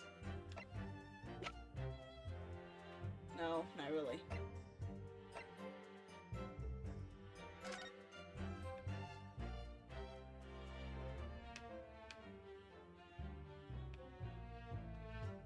Look, see the camera? It's in the mode already ready to take pictures. He was there to take pictures and dig up something. But what was he trying to dig up? And look, it's wearing a mask. That is an iron mask.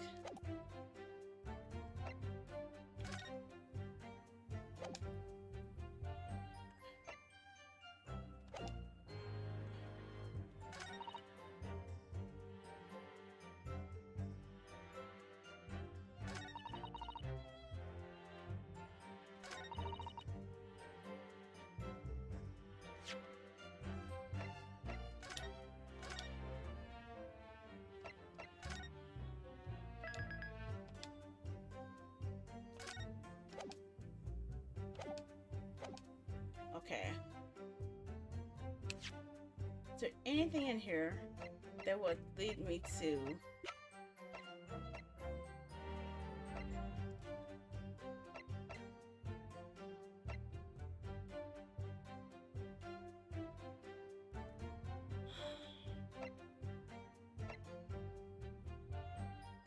I have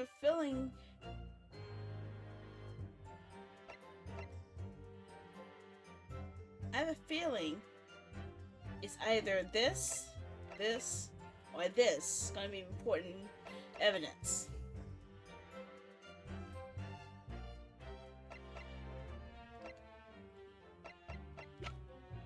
Have we examined the flash yet? We have not examined it yet. So what's it can we see in here? This piece of glass. Oh, it's almost as thick as it is wide. Yes, I've never seen anything like it. If you were to compare it to a human, only Mr. Jones would have such thick skin. There's really no need for such a comparison, Mr. Naruhodo, as you well know. Anyway, it can only be from the Crystal Tower, surely. Yes, I think so too. It was probably made up especially to meet the demands of the great structure.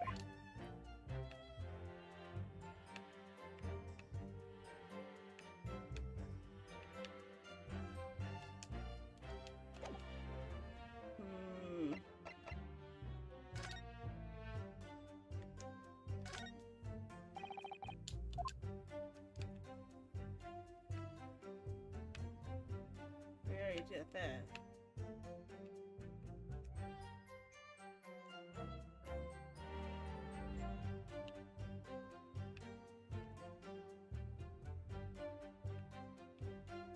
How did she manage to make a mold of the mask, though?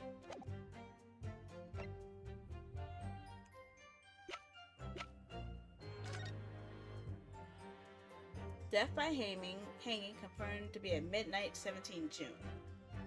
Midnight 17 June. Okay, let's remember that. So, he was hung at midnight. I think that might be a contradicting factor. If we died at midnight, when did Rigor Mortis set in?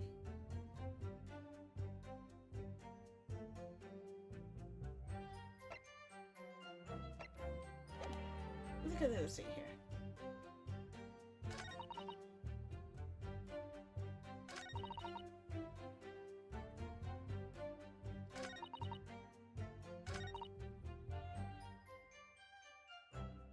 Okay, so if he was murdered at midnight, if he was executed at midnight, that means that he only had 4 hours.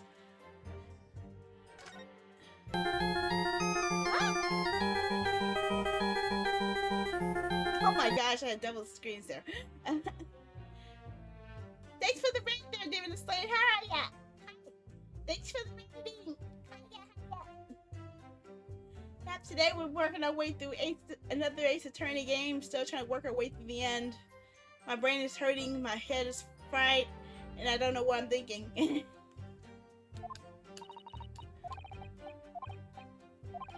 I'm not sure what to do about this. It's driving me crazy. I think it has something to do with the timing. I just can't figure out where to put the thingy.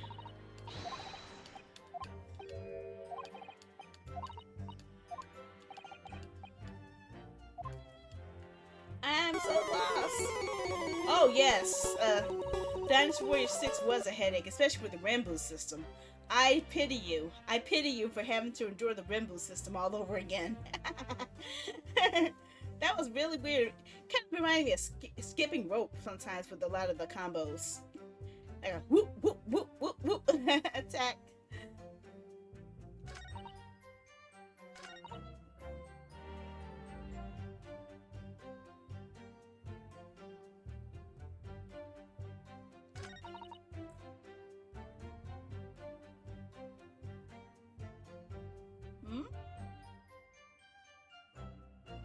Oh my gosh. I definitely don't pity you then. I definitely pity you then. I definitely pity you. That's a lot to endure.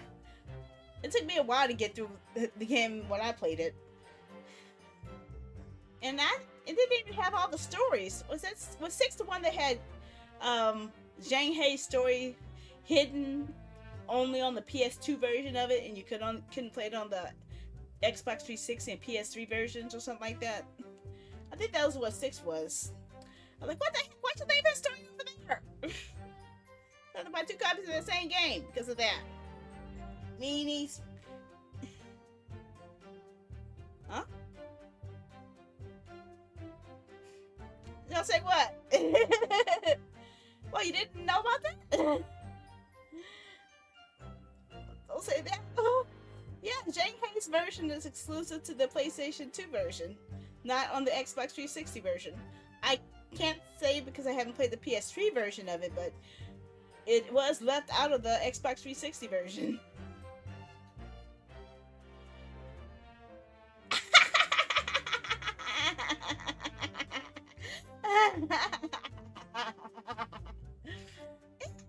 If you have a good enough renderer system, if you like punishment.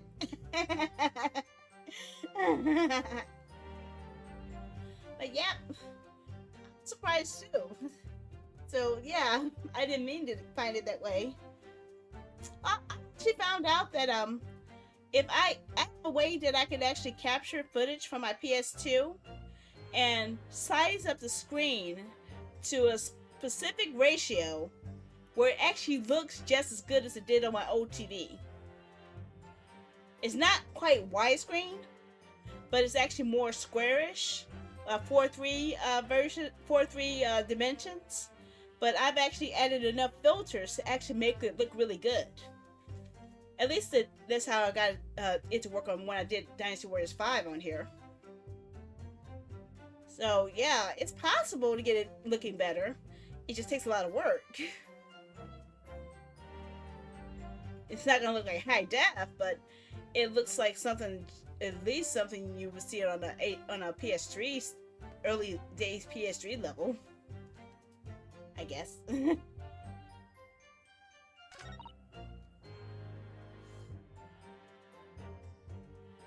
think it might be here. It would definitely help, especially with the split screen system, which is something they did also abandon in later games, sadly.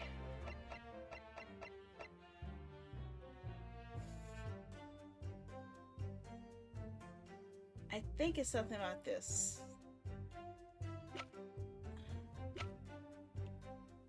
Objection. It's not that. Okay, what's that? It was not that. Let's try again. Hasn't told me it wasn't that.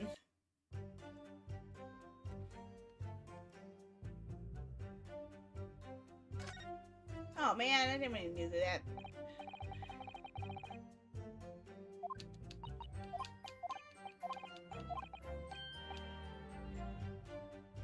Waxwork must be a clue to that mystery somehow.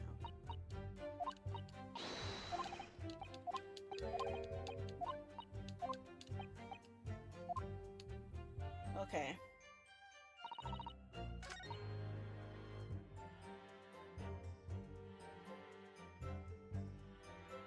Okay.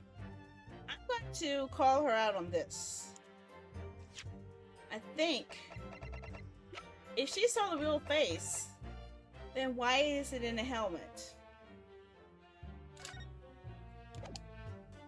Let's see if it works. Objection. No! No, it's blinking. It's not it either. Dang it, dang it, dang it, dang it, dang it. Would like to accept the penalty given. Oh my god. Ah.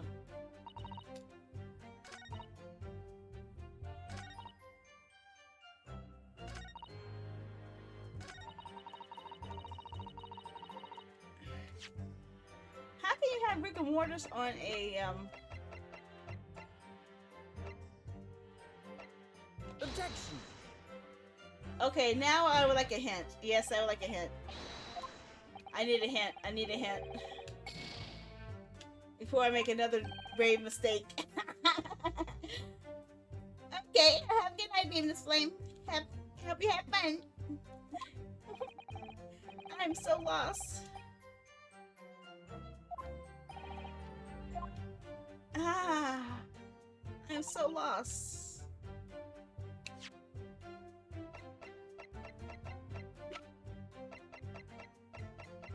Objection. Oh shoot, we found it. It's that. Okay, I found it. I found it. Let's go back. Let's get all those strikes off my record because I just found the answer. I found the answer right before you posted it. I found the answer. I found the answer.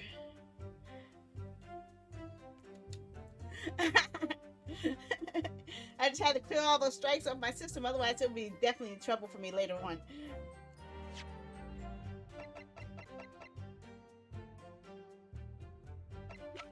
Oh, I've pointed to the wrong thing of evidence before. Objection.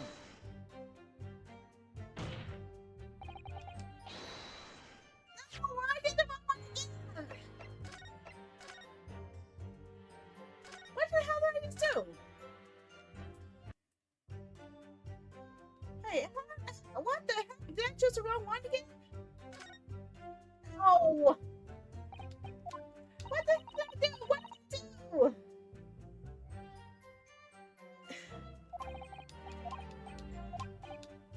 Ah, macaroni and fried cheese. Ah. It's fine. Ah, it's like the same.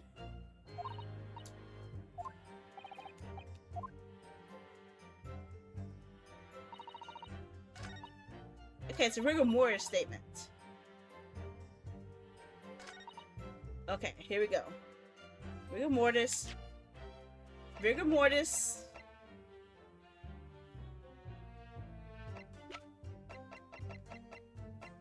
Killer autopsy report. And do it. Objection. Thank God. Madame Tussauds. I hear an autopsy report that was filed 10 years ago now. It confirms the death of the professor following his execution at the gallows. And that is a problem? I believe it is, because your testimony and a particular detail in the report completely contradicts one another. What?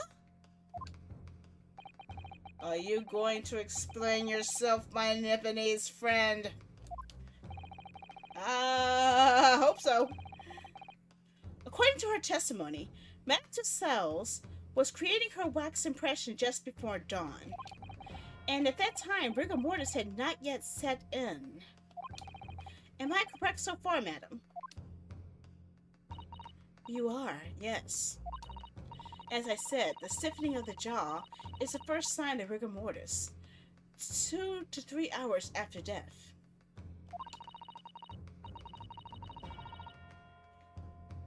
But the man's chin was limp, so he cannot have been dead for a long time.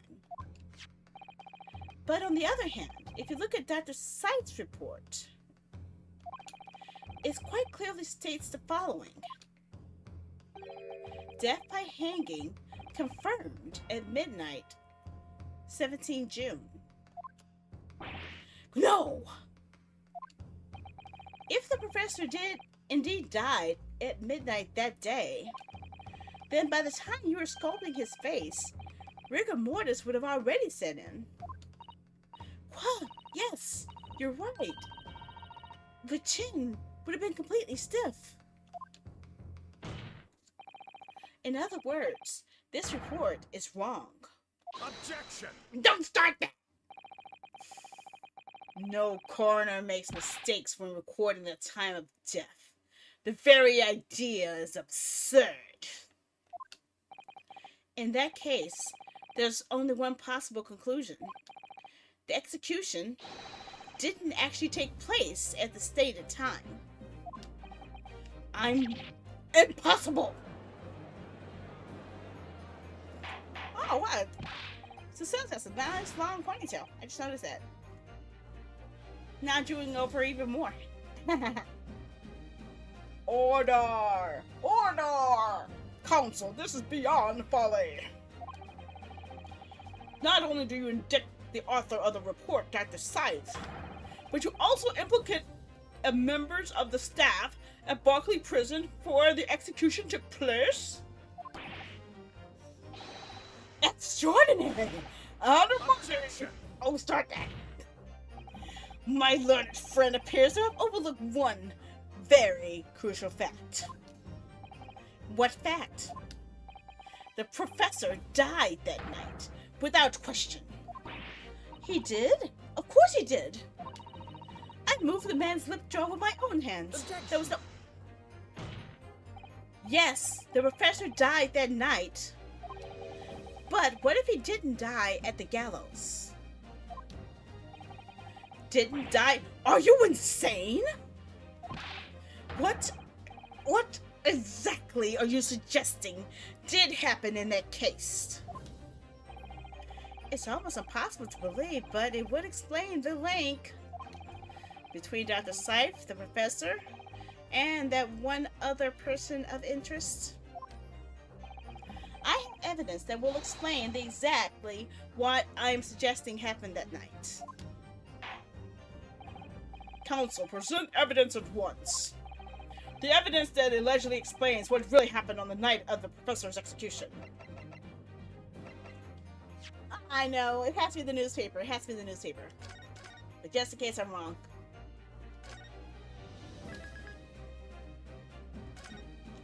Let's look at that newspaper first.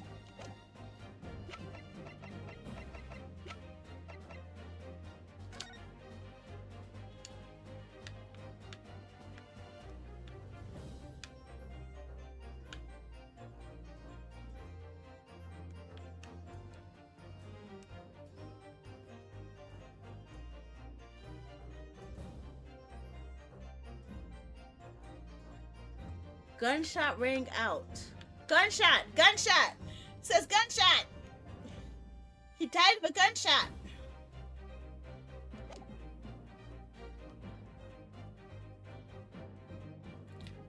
I'm going with this. Take that! What happened that night is written very plainly in this newspaper article. Executed criminal returns in the dead of night at local cemetery. You're suggesting it was a corpse coming back from the dead now? Well, if this article is to be believed, yes. The professor assumed dead. Following his execution, emerged from his grave and was killed again. Objection! Don't start that! Come on, let me keep going. Let me cook. Let me cook. Don't be a fool. That's simply a rumor published by the gutter press. Can you be certain of that? Are you serious? The point is, as the article says, there was a witness to what happened. My word! Indeed! Mais oui! The young man who stole into the cemetery by the chance at night. Objection! Don't start that! Cut it off. Of course there was a witness. The story didn't write itself, but obviously the man made it all up. And who was that man? Who was that man? Who was that man? Who was that? Who was that? Who was that? Who was that? Who's the man? Who's the man? Who's the man? Who is the link between the whole case here? It was Drebber who shot the professor because Drebber was scared to crap. In any case, this was 10 years ago now. There will surely be no hope of finding him. Objection!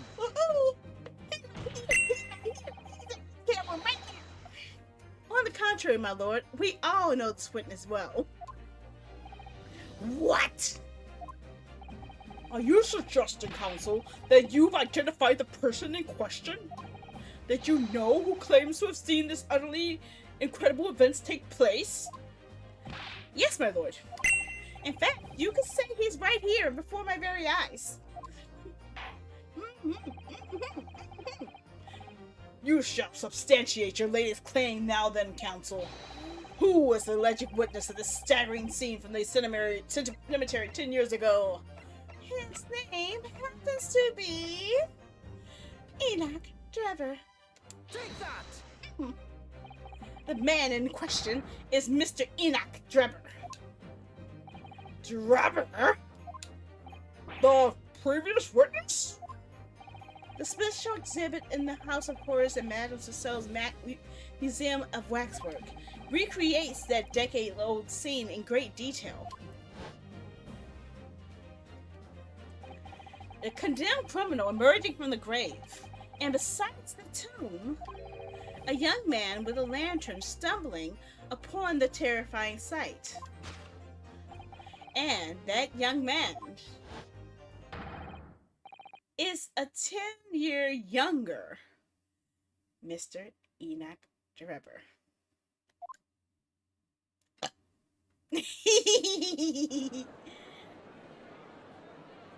I gonna get penalized for burping? Order! Order! Order!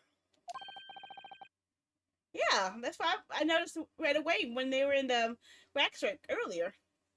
Surely not, counsel. Drebber was there in Lowgate Cemetery. What's all this talk about Mr. Drebber? Is the name significant? Of course, Madame Tussauds doesn't know, does she? Yes, it's extremely significant, madam, to your situation as well, in fact. What situation? The theft of the Professor Waxwork from your museum some days ago was perpetrated by the very same man. None! But that would mean... Madame Tussauds, it would appear you know the name Enoch Drebber. Is he the grave robber? Oui. Yes, I know it. I think Drebber was a grave robber. Grave digger. I think he was a grave digger. But from long ago, in the past. What? Oh my. Good gracious. Explain yourself. Tell us everything you know. Yes. Yes, of course.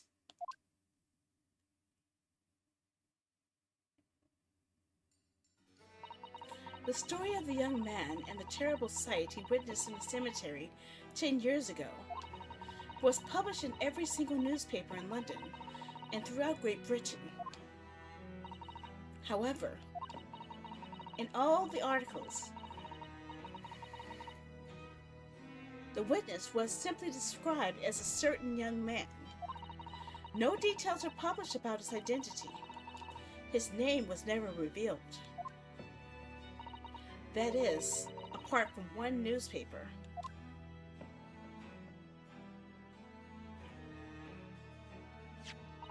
The Daily Circus. It is the paper from which comes the article I have already shown the court. You're saying that his full name was only publicized in that article? Goodness me! Yes, here it is! The university student who experienced this shocking event was Mr. Enoch Drebber, a disciple of science at University of London and a resident of his student dorms. Unbelievable. When I read the article, I went to meet the man.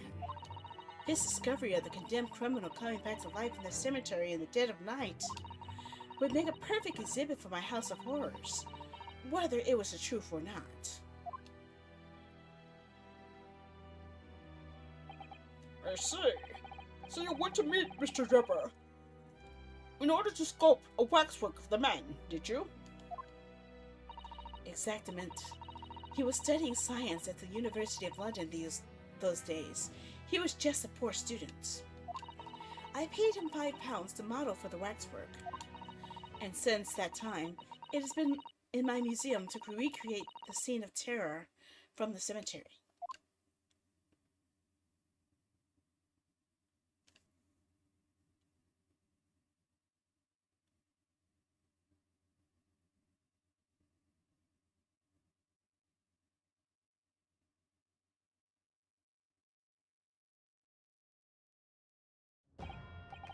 So, 10 years ago, a young man appealed to the public about an extraordinary event he witnessed.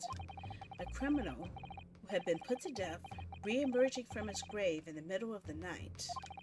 But the public treated this claim as nothing more than an amusing anecdote that was soon forgotten. 10 years later, the same man steals a waxwork of the model of the executed criminal, ostensibly used as a body double for the victim in the case we're discussing here today.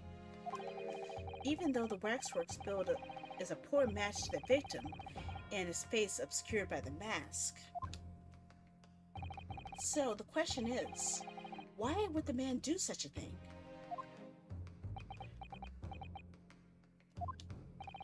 Which brings us to 3 days ago, when the birdcage crashed in the Crystal Tower. We also don't know who shot the gun. Who shot the person coming out from the grave? If Drebber was too scared, someone shot him from a distance, but who? That's got to be a strong factor that's going to have to be discovered as well. If the birdcage had in fact contained not the body of Mr. Asman, but that same waxwork, the coroner from Scotland Yard, who investigated Dr. Seif, would have noticed immediately. And yet, she submitted this autopsy report for the victim, which the court had seen earlier. Why?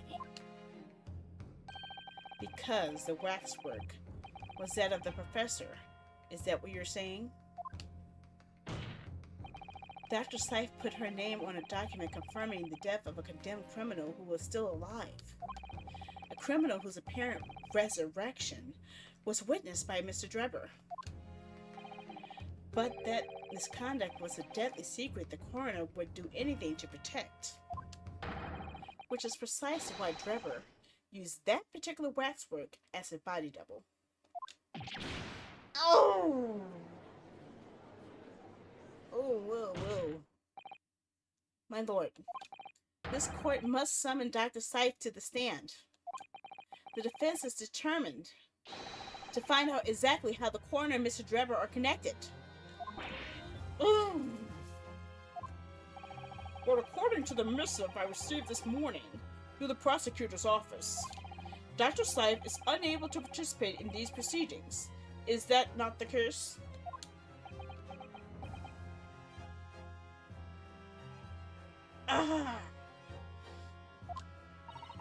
She told us so herself, didn't she? Well, she was lying. Lord Van Sykes won't be summoning me as a witness. Lord Strongheart has forbidden it. Lord Strongheart? The Pandora's box you were warned about is the professor's case. But please don't make the mistake of thinking you'll get any information about it out of me.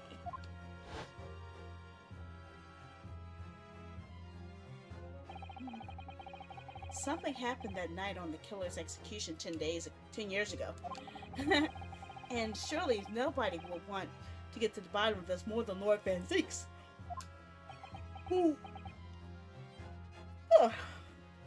He is stomping. He is stumped. He don't know what to do. He is so pensive right now. Pensive and pissed. Pensive and pissed. Zanziks. The prosecution calls for the instructions in that missive to be scrapped. Holy fuck! Holy fuck! Holy fuck! This is huge! This is huge! This is huge! This is huge! This is huge! He is defying Strongheart! Holy fuck! Holy fuck! He is so pissed! He is so pissed! Oh my god! She's breaking the rules just to find out what the hell's going on here. Oh! Yeah, you better be shocked. But, Reverend Six, the missive was issued from the Lord Chief Justice's office. Objection! Ooh! He's finally using it on someone other than me. It feels so good. It feels so good to not be having that against me. The assigned prosecutor has a final say on policy in any particular trial. In other words, me. Yes. Let Enoch Drebber and Dr. Scythe both take the stand together.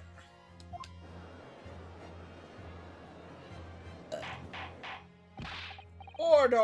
Order! Order! Very well. I will uphold your request. Bailiff, set up subpoena with immediate effect, addressed to Dr. Scythe of the Forensic Investigation Team. The woman is compelled to attend on Her Majesty's orders. Alright then. Enoch Drebber and Dr. Scythe. If they weren't colluding with one another, this crime could have never been committed. I'm just a stone's throw away. I can feel it. The truth is behind all of this is about to come out.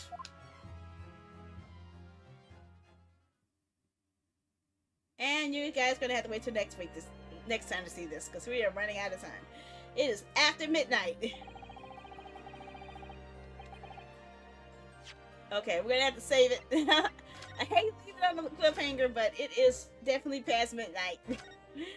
I'm sorry. I'm sorry, but it is after midnight. I was hoping it was gonna get to be continued, but nope, it didn't. So I'm gonna have to stop it right here. Sorry, but you gotta go to bed. But I will be returning to this in 2 weeks because we got a packed schedule already. So, see, I'm just expecting it to get so good. Okay, okay. But yeah, we have a lot built up for our schedule plans, as you guys can see. We got some more Fate Samurai Remnant coming up, some Sea of Stars coming up, and then after that, Contra, Recore, Jackbox. I owe you guys a Jackbox Party Pack Day that's coming up this week as well. And where am I at? Then next week, because we have our swapping of weeks, Sunday we got to go back to our Danganronpa. So unless you guys want me to go back to this Ace Attorney, we're still sticking to Danganronpa. Then we'll come back to Ace Attorney the following Sunday after that.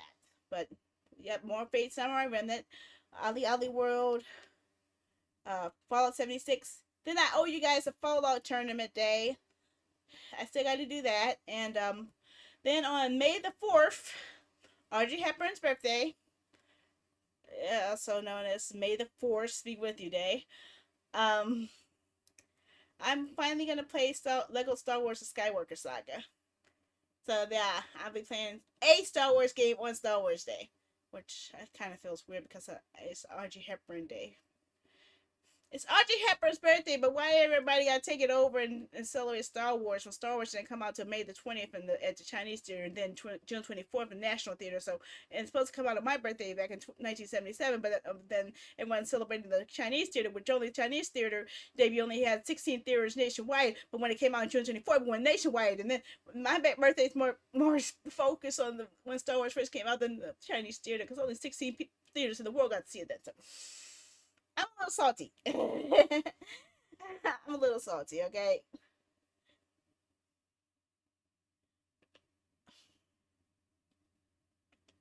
Okay. But yeah, I do want to do something on Star Wars Day. Maybe I'll have a model wearing another Audrey Hepburn shirt again. I like wearing Audrey shirts. I have lots of Audrey shirts. Audrey shirts, Audrey posters. I'm a diehard Audrey Hepburn fan, okay? I am. Okay, so let's get ready to wrap things up for tonight. Macaroni. Okay, so let's see. Get my mouse back up here. Let's see what options do I have tonight. Can I rate anyone on Kick today? Nope, of course not. I never can rate anyone on Kick. Because no one sticks around on Kick. Kick, you always disappoint me. You guys never give me a chance to introduce you guys to anyone else because you guys all keep running away. No fair. Fine, then Twitch gets all the fun of meeting new people. Sadly. Sorry, Kick. Bye-bye, Kick. Okay.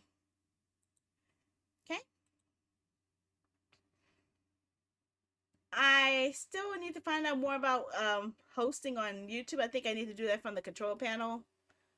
You send everybody to jail. I still do want to send everybody to jail. But I am going to go ahead and wrap up YouTube next. I know that there's something I need to do in the settings to initialize a raid, but I haven't figured that out yet. I'm still looking into it, but I'll figure it out someday. Hopefully, once I find more streamers on YouTube who actually allow raids, I'll probably be able to do it then. But until then, I'm just gonna stop it. So see you guys next week for that. Next week, not that week. Tomorrow. See, my brain is dead. My brain is so fried. Stop. Let's stop. Let's think. Let me think.